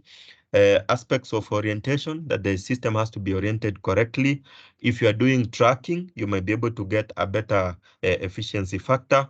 We have seen in the market quite a number of modules that are coming in that are bifacial, and from the world reports, world tracking reports like IRENA reports, you'd see the costs between the panels that are only one-sided and the bifacial panels is almost the gap between the costs is shrinking over time. It's becoming lower. The difference in cost with time is reducing. So in this case, maybe if you do a bifacial installation, then you're able to get a better capacity factor. So that's the other consideration. And lastly, of course, is the discount factor or discount rate that you are using. And I think my colleague has already alluded to that you are looking at the WACC. And in this case, is the proportion of debt and equity that you're putting into the project. And the good thing in Kenya is we are seeing people that are coming in to do plans at zero cost from the facilities themselves, and maybe selling them electricity at a given rate. So maybe if you are doing the audit, you are the auditor and you are advising a facility, a developer is coming in to do a PPA for a period of 10 years or 15 years or 20 years, you might want to compute the WACC and you might want to compute the LCOE, the levelized cost of energy, and compare that levelized cost of energy to what they're proposing as the tariff. So in this case, you can have a basis of negotiating so that they are not very far from each other for that matter. So this curve, these graphs do show what Ayub had already illustrated, in that over time, the cost per kilowatt of the systems has been reducing, and that explains why we have seen the upward trajectory of plants being installed in Kenya. The capacity factors for different locations. In Kenya, we have seen capacity factors of up to 20%. So basically, is a consideration that you should also take when you are doing your assumptions. And also the cost per kilowatt hour, as the levelized cost per kilowatt hour, as per the IRENA reports, is going down over time. But as I mentioned earlier, what we have seen in the market for the C&I or the captive solar industry, the least tariff we have received is 0.68, with the highest 0.068, and the highest of around 0.13. So you can see there's quite a varied range. There could be reasons for that. So you should also be able to understand why there is that discrepancy between the various developers or various projects for that matter. And I think in the subsequent slides, we'll be able to explain some of those reasons why there could be a difference. So in this slide, we have seen the slide is trying to show the tracking of the costs of the various components that make up a captive solar project. And we can see that there's been the highest reduction has been on the cost of the module by 46% between 2010 and 2020. But then over all components, there's been a reduction, mainly because of economies of scale, where more people are adopting this technology. There's also research that is looking at the efficiency of the components, efficiency of the modules, efficiency of the inverters that has been improving over time. And now we are seeing efficiencies of above 20%. I know in 2010, we could be talking about 12%. So that the research component has also assisted in reducing the cost, and also efficiency in the manufacturing processes themselves, and also the learning curves. If someone has implemented several projects in Kenya, of course, there are costs that they're able to optimize because of that experience. So basically, there's been quite a reduction in the various components, but the highest reduction has been on the cost of the module, followed by the soft costs, so mainly the administrative costs, regulatory costs, and the likes. The EPC costs have also been going down because of experience, and I think Ayub did allude to this. At the start, initially in 2017, there was a varied range of costs of EPCs in Kenya if you told them to install the same plant. But over time, these costs are converging, so they're becoming we are reaching the optimal costs for doing an EPC project for captive solar in Kenya. The cost of the inverters has been going down, has gone down by 9%, all the way to the operational maintenance cost of 2%. So this slide is supposed to show some of the costs that we have seen for projects that we have approved at the authority. So you can see the first one. I did want to. This is cost per kilowatt. Sorry, I'm missing a W there. The first one is for a facility that wanted to do roof construction. So you can see, I think this was for a mall, one of the malls in Kenya, and they were required to do a shed at the top of their roof. So sheds that would, where they would put the modules, and also of course protect the cars that were being parked there from the sun and rain in that case. So in this case, the first component is taking quite a big chunk of the investment cost, the rooftop construction cost or rehabilitation cost of 73,000 shillings per kilowatt hour. So therefore bringing the cost per kilowatt hour to 195,000 per Kenya shillings per kilowatt hour. So just to emphasize the fact that when I'm doing a recommendation in the energy audit reports, I should also be able to pronounce myself to where the PV plant is going to be installed. Because depending on the nature of the roof, for example, the structural integrity of that roof, as to whether I need to do a shed on that roof, then that will have a very big or a significant impact on the overall cost of the project. So the list we have seen is 80,000. 80,014, just using the figures that we got from the developers. And the highest, of course, in this case is 195. And the explanation for this matter was, of course, there is that roof construction rehabilitation costs. And for the last one, for E, you can also see the same thing.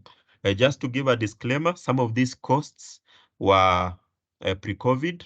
So in this case, the dollar had not deteriorated that much. And you'll see in my subsequent simulations, I've used a cost of 120,000 shillings per unit, per kilowatt hour, per kilowatt in this case, because then the dollar also has an impact. Most of these components are imported. So therefore, when the dollar deteriorates, we expect that the cost per kilowatt to go up. And that's why you'll see in my subsequent slides, I've used an assumption of 120,000 shillings per kilowatt peak installed. So just the same information, but then this one giving you a breakdown of the contribution of each of the components. So I will not go into those details. We tried to do an illustration of computing LCOE as part of the presentation. And in this case, we made some assumptions. So we used a plant of 931.8 kilowatts. A discount rate, we did a range of between 5 to 15%, a capacity factor of 18%, which we think is a fair capacity factor for a plant installed in Kenya, basically based on our experience at TPRA. And then the cost of capital, as I've already said, we did Kenya shillings 120,000 per kilowatt with an operation maintenance cost of 1% of the capital cost, annual cost. And then we escalated the O&M cost using an escalation factor of 3%. Reason being because in the first year, you expect minimum maintenance, but then as we go by, you'll find the maintenance of the cost of maintenance going up, and that's why we applied an escalation factor of 3%. So in this illustration, using the assumptions on the previous slide and the formula that my colleague did submit, you can see for a payback period of above 5 years, for a discount rate of between 0 to 20%, the projects are mainly competitive compared to the utility tariffs of CI1 to CI5. So as we know in Kenya, the list tariff for the commercial and industrial customers is CI5. So it's represented by the brown line, the horizontal lines just above the 20 shillings per kilowatt hour. And if you follow the blue line, so the blue line illustrating the 5 years, the parity point for the CI5 customer is at a discount rate of around 12% for that matter. So if someone charges me 12% interest, if I apply a 12% interest for a project that I've installed at a cost of 120 shillings, 120,000 shillings per kilowatt hour, the point of parity for CI5 for a payback period of 5 years would be on the discount rate of 12%. So that's what it's trying to show. And then if I take a case where we are talking about a payback period of 25 years or 20 years, which is more realistic. So 20 years, you will find for all cases of CI1 to CI5, the PV plant is competitive up to interest rates, discount rates of up to 20%. So maybe a small variation depending on the other assumptions that you'd make, but this graph just shows that for most of the commercial and industrial customers, of course, with the availability of the roof or the ground at an affordable cost, then in this case, the captive solar projects are relatively competitive. So this just to support the proposition being advanced by most of the energy auditors that most of the facilities, they should be able to install some of these plants. So in this case, we are assuming the cost of the roof is close to zero, and then the cost of land maybe is also zero. So therefore, making it a bit more competitive in the current market conditions. So if I'm determining savings, in this slide, we took a case study of a discount rate of 15%, a 20 years payback period, and the cost per kilowatt to be 120 shillings. So we are looking at a CI1 customer. So the tariff, I've used a tariff of 27.62 shillings. From the previous slide, if you are to follow through, the LCOE figure for this assumption is 14.448 Kenya shillings.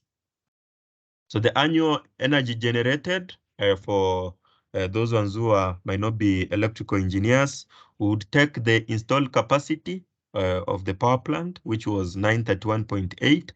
We take the number of hours in a year, which is 8760, and then we multiply this by the capacity factor. So in this case, as I said, we have used a capacity factor of 0.18. So that would give us 1,469 or 1.4 million kilowatt hours generated per year.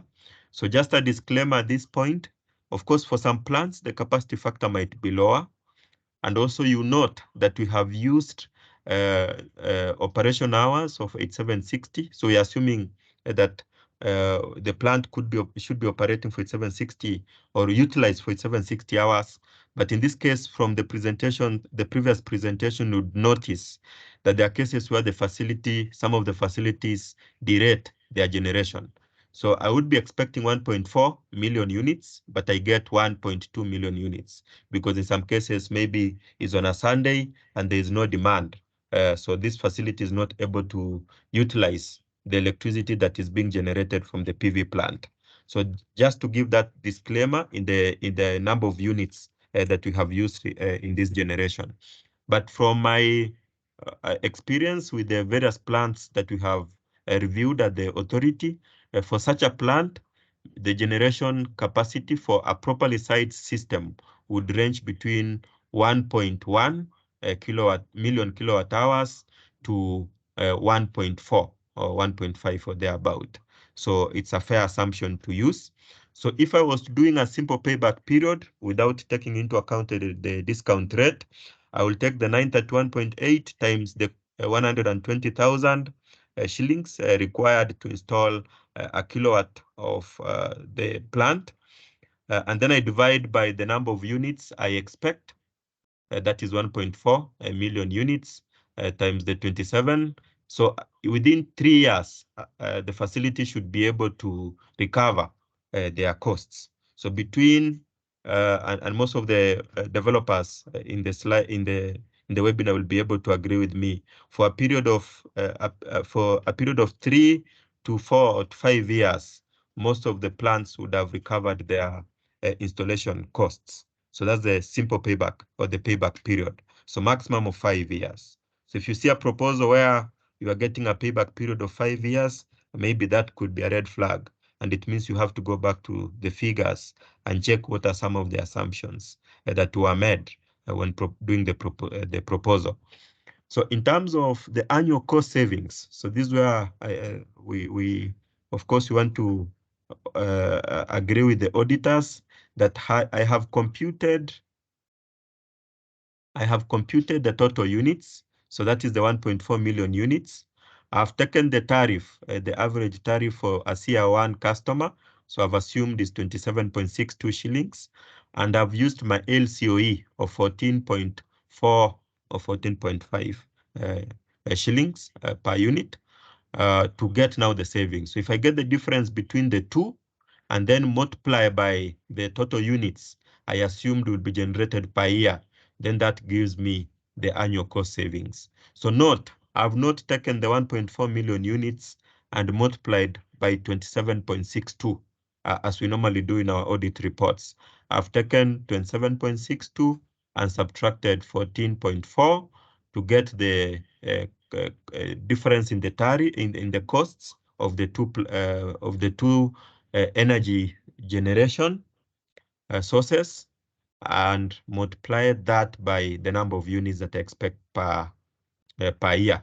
So that should be the preposition that we are working with as energy auditors. And also the other fact that we'd want to emphasize, we are not saving this energy. We are not saving the 1.4 million units. We are replacing the supply with a cheaper cost.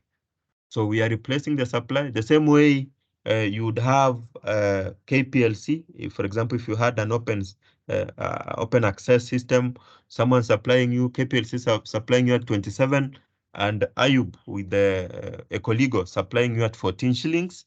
So that's what I use to compute this cost savings, but I will still use the same amount of energy. So this is not an energy efficiency measure per se, because I'm not reducing my consumption per unit of production. What I'm reducing is my cost of supply. And that should also be very clear, because we normally see that come in some of the audit reports that we receive at the authority. So lastly, as I said, this is not a methodology that does not have limitations. Of course, it oversimplifies some of the assumptions. One of these assumption would be it ignores the risks, some of the risks.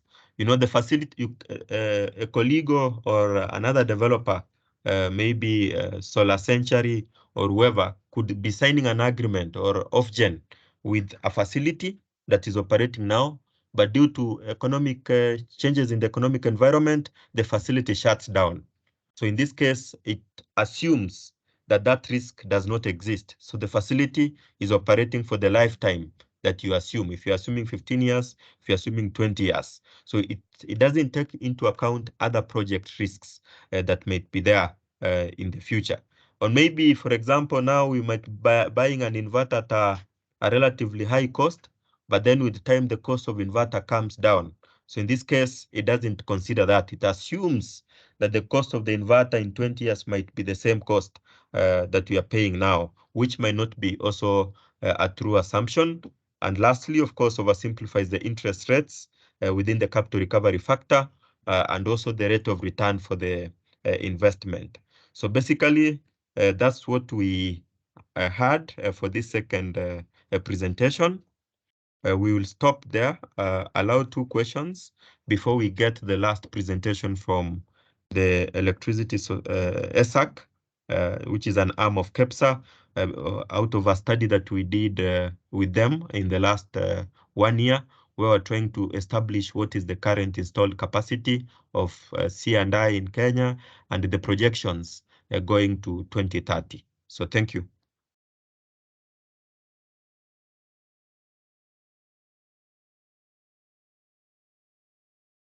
I see Joseph has raised his hand. Maybe you could ask your question. No, this was before. Sorry about that. Thank you, Joseph. I don't know if there is any clarification from the floor. I know there's one person who had raised his hand before and we didn't give him a chance. Maybe this is a time to ask your question. I'm trying to remember your name.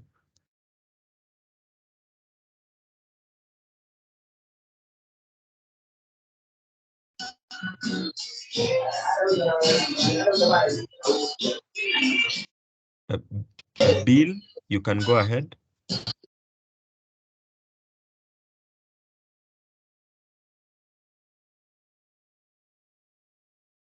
I think, Bill, you are still muted if you are speaking. Okay, can you hear me now? Yes, we can hear you. Okay, I went to on top of 18th floor building in CBD.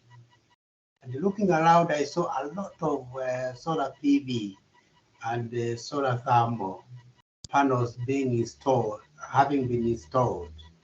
Some of them are installed between two tall buildings.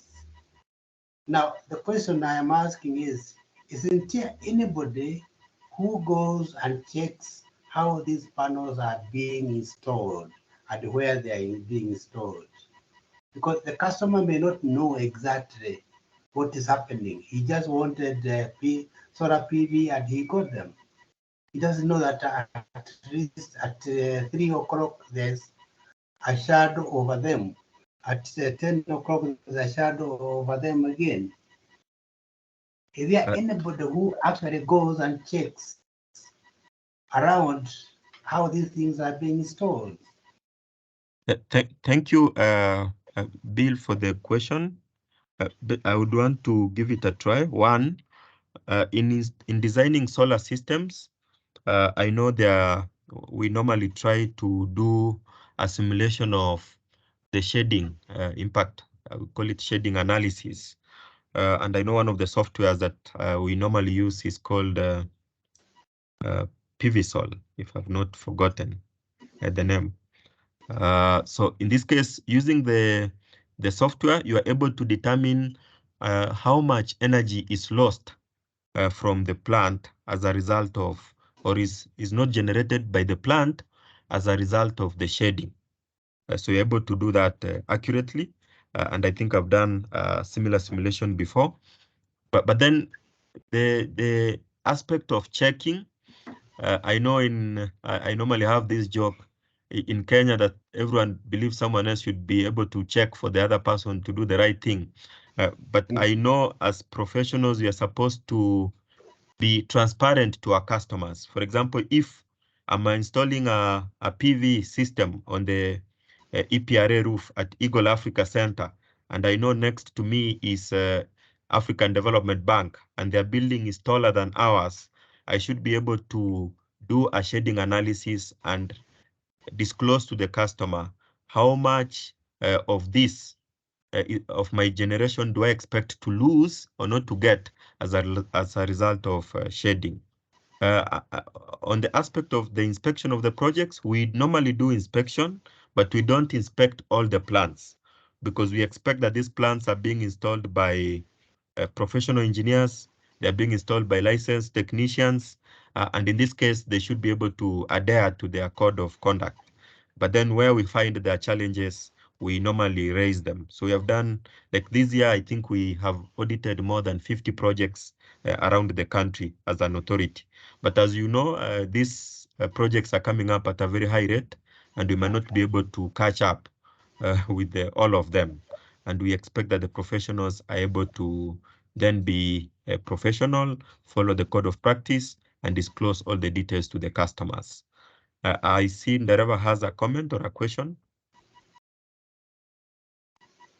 Yeah, thank you, Engineer. I think mine was just to highlight that I know that my previous question was answered by the person from 𝐒𝐞𝐫𝐢𝐿, but from an auditor's point of view, we may be more informed. That's why I wanted us to agree from the authority's point of view that logging has not always given to inform on the best sizing unless you have done it for a year. I normally see people doing it for a week or two longest. But I was trying to say, because I saw like he did not understand that you can actually be able to sort out the high rate consumption and the low rate consumption can be subdivided to be able to know the high rate consumption which one occurred during the day and which other occurred during the night. It is possible there is such kind of a training, and I think we normally do that a lot.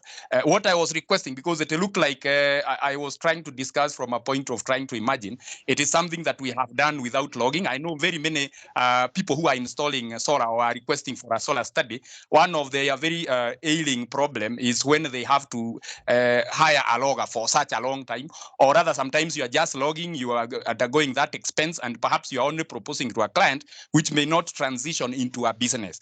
So that is why I wanted us to also agree on an option where you can actually analyze the bills, and it is normally very accurate if you ask me, because we have done several for several people, and it was quite accurate. So just requesting that maybe in future, if given a chance, we would be able to demonstrate how that is normally done. It should take about 30 minutes, but I we had put for these trainings are over, but we'll agree maybe later. Thank you. Thank you, Dereva. We hear you, and I think Ayub did not fully disagree with you. But then, from my understanding of the electricity bill in terms of high rate and low rate, the units that are applied on low rate, for example, are not fixed for a facility because of the nature of the design of the time of use tariff in Kenya. So I know there are cases where you may not benefit from the low rate, whether you consume electricity from the night at night. So maybe you'd want to understand how you take that into account. And also maybe to say we have seen people use electricity bills before, and I can talk with confidence that the accuracy level is very low. And one of the reasons why we actually organize for this webinar. Wherever I've seen people use the bills, and I've visited several plants, unless you are very critical and you are for sure know that the low rate electricity consumption that is being applied does not exclude any other consumption at night, then using the electricity bills might give you a challenge. That's from actually my own understanding of the electricity bills in Kenya and how the time of use tariff is structured. I see Ayub wants to give an input. Yeah, engineer, I wish to just say that the reason why we are having this webinar is because we want to serve our customer from a very informed position. That is number one. But I also think that the river has a point. And I would just wish, instead of us taking too much time on this, you create a way of possibly letting him do a presentation to a number of us, so that you also get to know what he is doing and how he's been experiencing it, so that we can also learn and be able to ask him questions from a totally different position. Thank you very much. That is what I was requesting, and I think it's because we all don't understand before you've been trained. That is why maybe we would give comments. But I really thank you. That is a proposal that you would wish to consider. Thank you. Yeah. Just a quick one. It's not okay to revolve around the same thing. And I like what Nixon started by saying is that you are not objected entirely. It's not like we are saying that you cannot use electricity bills. Even ourselves who design, develop solar PV and install and operate them, there are stages at which we also use those electricity bills, especially for very preliminary offers. But we know that the level of accuracy is attained better by either that data that has been logged for say an year by KPLC, but where we have to log a month. And I want to agree with you, Engineer Ndereba, on this one, where we have to log, like, say, a month, and then extrapolate that data over 12 months, we always have to use electricity bills. Why? Because me logging January does not necessarily mean that this factory is going to operate the same way in February and March, and the other succeeding consecutive months of the year. So what I normally do, when I have logged a site, even for a week, I normally take that data And during my extrapolation, using the tools that I use, I also compare that with the monthly variations of each month that have been billed by KPLC. So KPLC bills will still help me so that I don't just assume that I'm going to take this 1 week I logged to assume that all the other weeks are going to look like the same. So those electricity bills are still very, very useful. We are not trying to discredit that at all. What we are trying to say is that whatever will be able to give us maximum accuracy, let's go for that. And there is no there is no one thing that will be able to give us of course there is one that will be able to give us better efficiency than the other or better accuracy than the other. Optimal design. So basically, thank you, Ayub. I think we might not want to dwell on that much. I know we are running out of time. So I will allow the next presenter to come in, 𝐿𝐴𝐶𝐞. I don't know if you'll be able to do it in 15 minutes. I know you have eaten quite a bit of time, but the good thing is we have laid a good background to allow you then to present the findings of the study that we conducted. Thank you, and you can show your slides. Ayub, maybe if you don't have something else, you could bring down your hand, you can break it, and we don't have ambulance on standby. I hear you. 𝐿𝐴𝐶𝐞? Is it Gerard presenting? Gerard, are you still in? Yeah, it's Gerald. Okay, thank you. All right. Go ahead.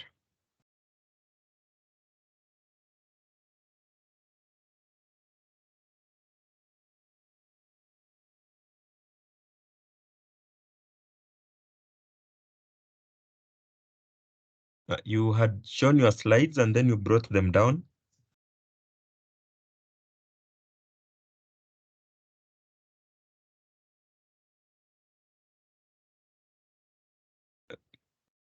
As Gerard sets up, maybe if there is any other burning question, maybe you could take that so that we also take advantage of the time.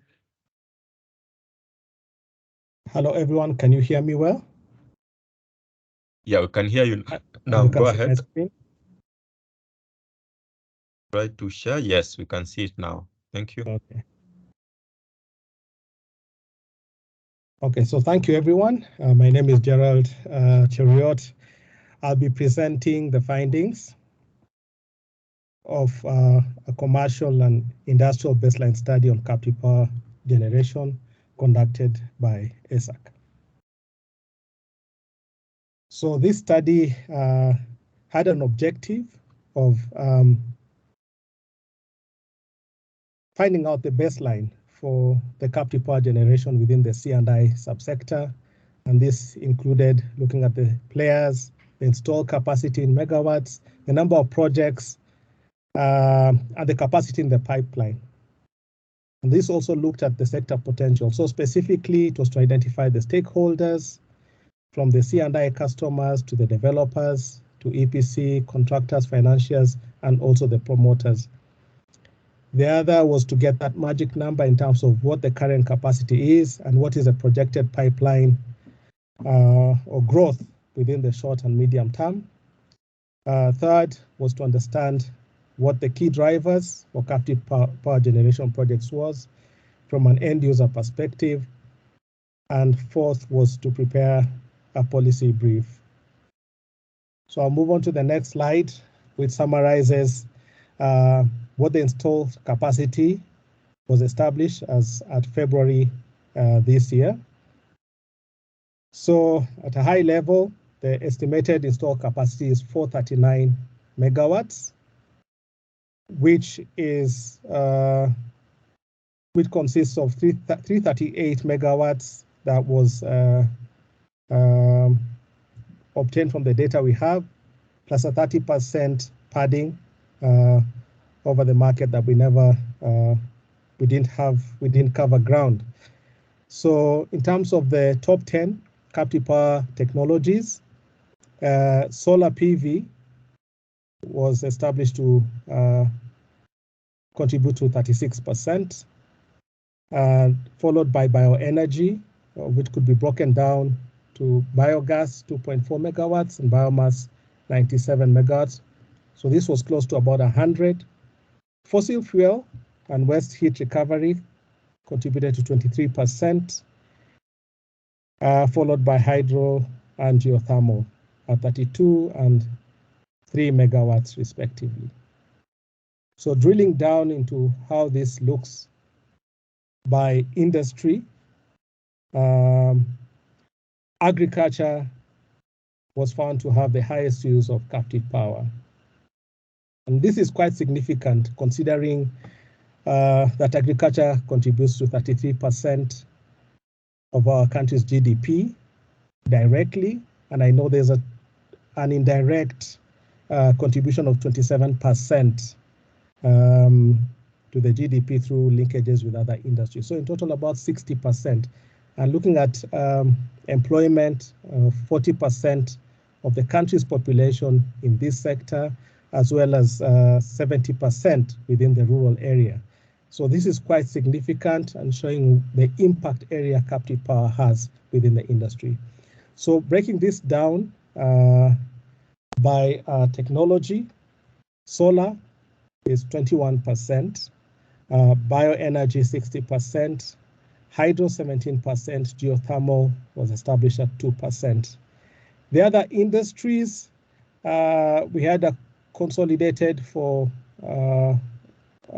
other sectors at 22%, metal and allied at 22%, and energy, petroleum, OMC, and textile taking a smaller chunk of that. So within the agriculture sector, we've seen that contribution of 60% by, as in a contribution of 60% consisting of solar, hydro, and other sectors. So if I move on to the next slide, the question, of course, which comes up is what is the geographical spread of captive power generation projects across the country? And here we have interesting details emerging. So we can see a concentration around Nairobi, where my cursor is, a bit of a concentration around the Rift Valley. Around the Western and Nyanza belt, we see also a number of projects, and also down at the coast. But towards the south of Kenya, we see also a number of projects, and these are attributed to, hospitality industry, the lodges in Masai Mara, Amboseli, and the Savos. So for Kwale, there's a big footprint of 73.5 megawatts attributed to Devki steel mills, where there's a waste heat recovery plant, as well as bagasse from the sugar industry. Nairobi, of course, has the largest number of installation owing to the number of industries, contributing 38.5 megawatts. Kakamega, we have 24 megawatts. This is attributed by sugar mills, as well as the Mwale Medical and Technology City. Nakuru County, which covers all the way from Naivasha. We have a contribution of 21.1 megawatts.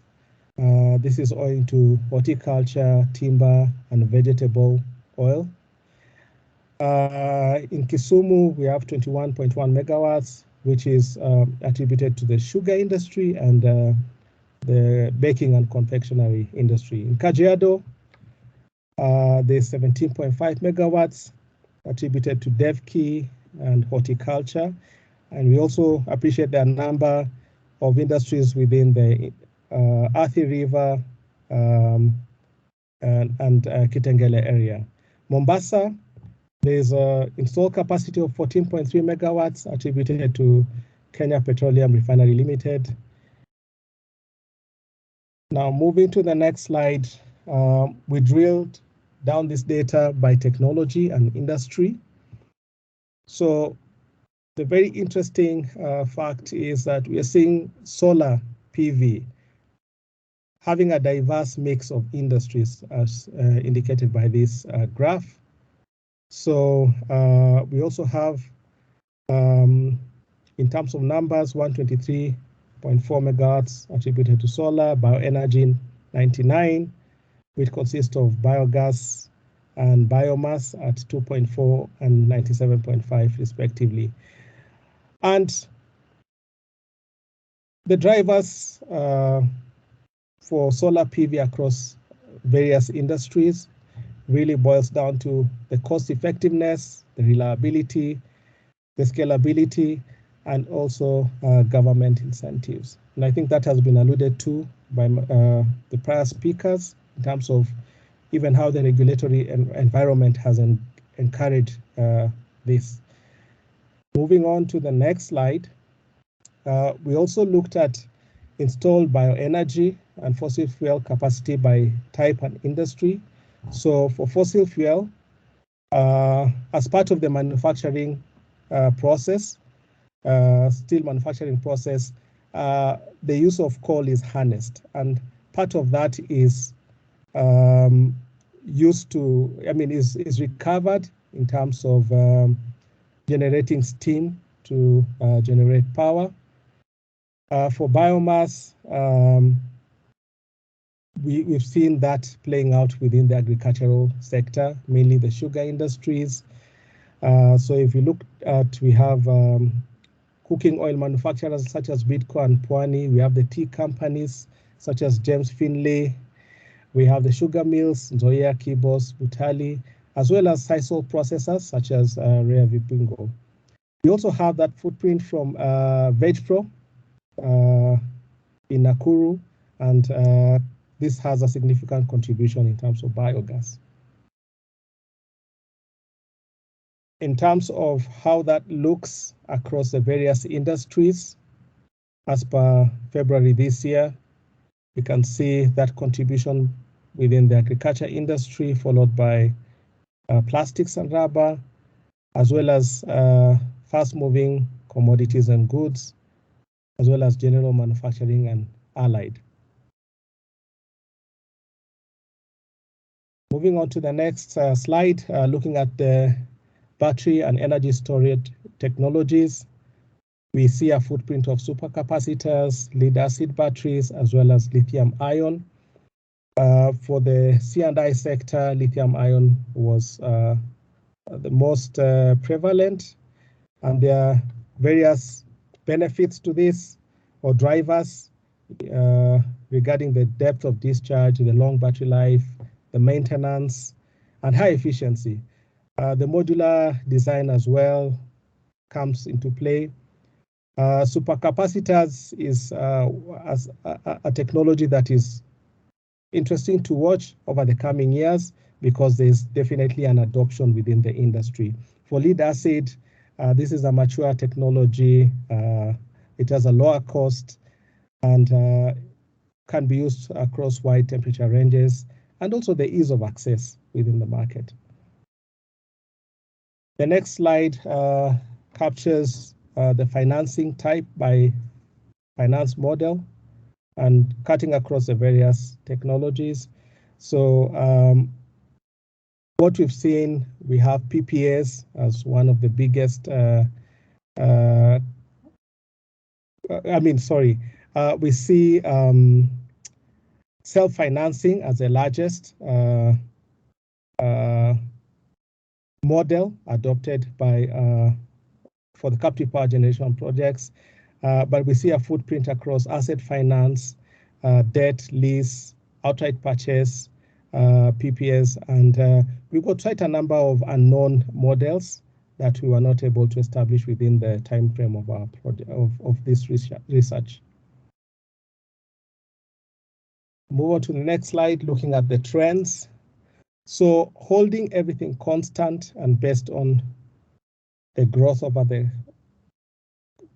last 5 years from 2018 to date, we project by 2028 the installed capacity of captive power generation lying between 589 as the most optimistic, most likely around 515 megawatts, and it will take a less optimistic or the most pessimistic approach that would be about 441 megawatts. So the critical drivers to sustain the growth of captive power generation were established as technology, accessibility, and costs. Financing options are critical. Incentives and subsidies would also sustain this growth, as well as a streamlined regulatory process. There's been quite a bit of promotion of captive power generation through expos, like we had one recently. Supportive policies and legislations, this will continue contributing to growth of the sector, as well as collaboration between the utility providers and C&I, and even the data that has been shared by on data logging will contribute a long way and shows the power of such collaboration in terms of sustaining the growth of the sector, as well as partnerships within the technology providers, EPCs, financiers, C&I, and government. Now, we looked at the trends from a different perspective as well, and using the International Energy Agency projections for solar PV sector at 22%, we are seeing a possible trend of this achieving 915 megawatts by 2027. And we also appreciate the fact that the growth is expected to taper off based on the number of C&I industries, because this is not, this is a finite number of potential industries where captive power can be installed. So for C&I solar growth trends, we are projecting from the current 124 megawatts, this to grow to about 407 megawatts by 2028, and potentially 606 megawatts by 2030. And this is based on the International Energy Agency projections at 22%. So in terms of expected short term by industry, we anticipate growth being driven within the agricultural, agro-processing industry, metal and allied, as well as hospitality and tourism. In terms of the key drivers, what was established, one was energy quality and reliability being sought by the industry, reducing energy costs, and also mitigating the increase in tariffs. The other driver was found to be environmental sustainability, and especially when ESG comes into the picture, and where investors are looking at investing in organizations that are environmentally conscious. Government incentives, drivers, and there's a government commitment towards renewable and cleaner energies. Technological advancements is also lending a significant contribution due to the cost of the balance of systems and even the modules. Energy efficiency and that drive to achieve a greater energy efficiency is also a factor. The scalability of captive power generation technologies is also a key driver, as well as the reducing operating costs. Lastly, energy independence has also been a key driver established. Now, in conclusion, what do the key findings say? So one, the size of Kenya's captive power industry, captive power generation within the C&I industry is significant enough to warrant recognition. And the drivers of captive power generation within the C&I sector consists of a combination of economic, environmental, and regulatory factors. And what we see as business seek to reduce costs to ensure energy security and also improve their sustainability. Captive power generation is becoming an increasingly attractive option. So to drive Kenya's captive power generation within C&I sectors, it is essential to engage within the C&I sector and small commercial sector, and having all those players involved into that conversation that is currently going on.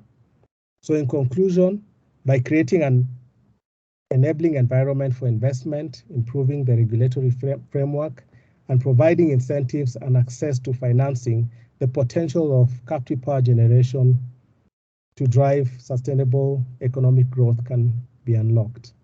And that brings me to the end of this presentation. I'm more than happy to take questions after this or even after the meeting. So thank you very much. I'll hand it over to George and Nixon. Thank you. Thank you, Gerard, for that good presentation. I don't know why you love the name George. Maybe it's because your name starts with G. But then I'll take this opportunity to invite any questions on the three presentations or any feedback, especially now being that today it's the last series of webinars. I think we have had three. The first one was on general audits. The second one basically focused, that was facilitated by Eustace, focused on the process auditing with a very in-depth analysis of boiler performance and how it relates to steam utilization within the process. And then, of course, today we tried to highlight what is happening in the industry, bring in some industry experience, and of course, what we desire to see when you are doing analysis or proposing projects. And maybe the last thing, as I wait for the questions or comment to see the hands up, if there are any, is when you are doing the analysis, we'll also appreciate, for example, going forward, we did propose a net metering framework. If you could include a line including the scenarios of with or without net metering, given the proposed rate, that will also be interesting to educate your customers, because you are at the point of audit. Maybe you might not be very sure in terms of what is happening or what will happen in the next 1 year before the project is developed. So it might be a scenario that you'd want to include in your analysis. Someone said I should not include that in the presentation. You can come for that analysis at a small fee at the end of the presentations. So if there's any question, kindly, I'll give a call for 1 minute. If there is none, then I'll hand over to Dr. Msonye and later to Caro.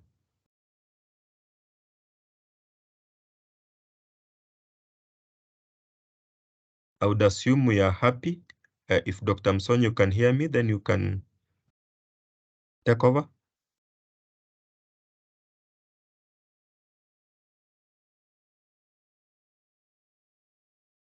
I can see a hand. Yes, Kennedy, go ahead. Yes, hello. Am I audible? Yes, we can hear you. All right, thanks. I first want to appreciate everyone for their time and the good presentations. Mine are not really questions, but more of some comments and some observation. To begin with, there was some lengthy discussion in terms of yield and how it affects the model and the output of any proposal. Two things to note. Number one, despite relying on the softwares to get the yield, remember to be very, very careful when you're interpreting the results of these softwares, because in anything, these softwares rely on what you input as the user. So don't take the final output of a software as the gospel truth. Try and interrogate and see what algorithms are being used to arrive at a specific yield. point number 2 on yield, the region we are, Sub-Saharan Africa, we suffer from a very, I would say, unlucky problem where we don't have sufficient weather stations. And if you have, these weather stations tend to be located nearly in urban areas. So for instance, if you're doing projects within Nairobi, Kiambu, Naivasha, Nakuru, you are lucky to, because you are close to a lot of weather stations, and that distance gives you an advantage of what I've called better data. The further you move from these towns, the more the deviation increases. An effect is that if you are doing your sensitivity analysis, even a 5% overestimation of yield could have an impact as much as 1% on the IRR. 1% might not really be an alarming figure, but for people like Ayub, a 1% reduction in IRR is an alarming figure. So the point here is be very careful when you're interpreting these yields. There are proposals to, for instance, if you do a solar power plant, maybe make it mandatory to install a weather station, and then the clients can choose to commercialize the weather data such that, because we already have very many plants in the country, you can always get commercial data from, let's say, a factory in Kisii, and maybe you can pay them something small, they give you very, very accurate yield data. So that was the point on yields. Another key thing I would like to highlight is that we seem to maybe downplay operations and maintenance of these energy assets.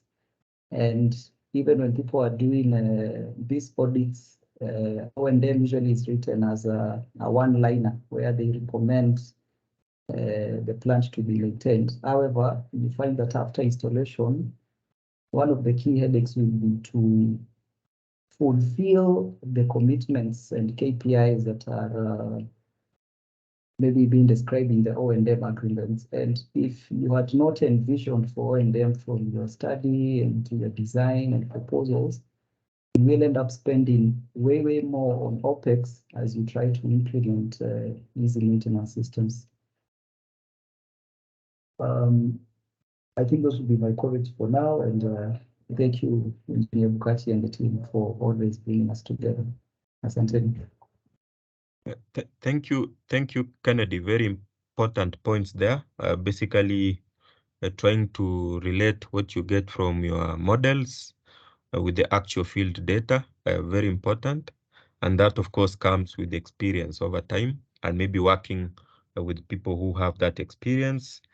And you actually brought in a challenge we are facing now of operational maintenance. And I can give a short example. I think there's a time we visited a Shell petrol station. I think was it Shell or Vivo, one of those in Siaya.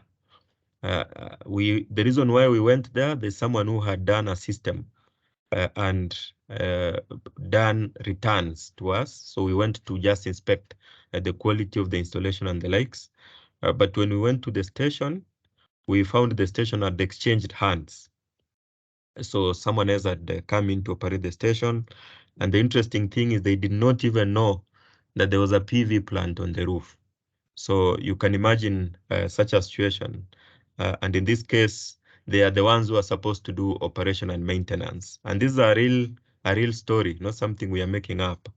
So the person used to see the inverter, I think it was an SMA inverter, and he thought it's just one of the control panels because he was not an engineer. It was just next there. And the plant, unfortunately, was not operating. So it means operational maintenance is also a key parameter that you should look at if you're looking at the performance of a PV plant over a long period of time. Thank you, Kennedy.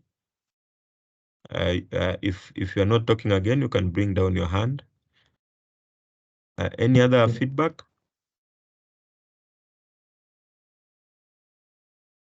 So in that case, then, if there's no any other comment, I thank you from my end for attending the webinar, and hand over to Caroline to close for us. Thank you.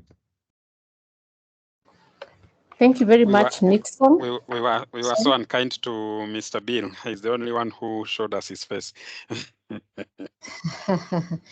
Okay, that's okay. Thank you, Nixon, for the presentation. Thank you, Ayub, and the gentleman Cheriyot from ESAC, as well as Cynthia. That was a very educative session that we have had. Like we have mentioned, this marks the last in this financial year. We hope in the next financial year, we'll also be able to organize some more. And you can also, join us during then, because we'll be tackling different topics, especially now that we're expecting the new regulations to be gazetted. As usual, feel free to give us your feedback. If you think these sessions have been enlightening to you, would love to hear from you. Areas of improvement, would love to hear from you. Write to us through renewableenergy@epra.go.ke. We are more than happy to receive your feedback to help us improve in the future. Thank you for your active participation, the questions, the comments. I'm sure we have all learned a new thing today. Personally, I have. And let's keep this going and let's keep improving what you are doing. With those few remarks, I want to bring this workshop to a close and wish all of you a very good evening and a restful weekend ahead. Thank you. Thank you and God bless. Thank you all. Thank Bye. you, everybody. Thank you, God everyone. bless. God bless. Thank you.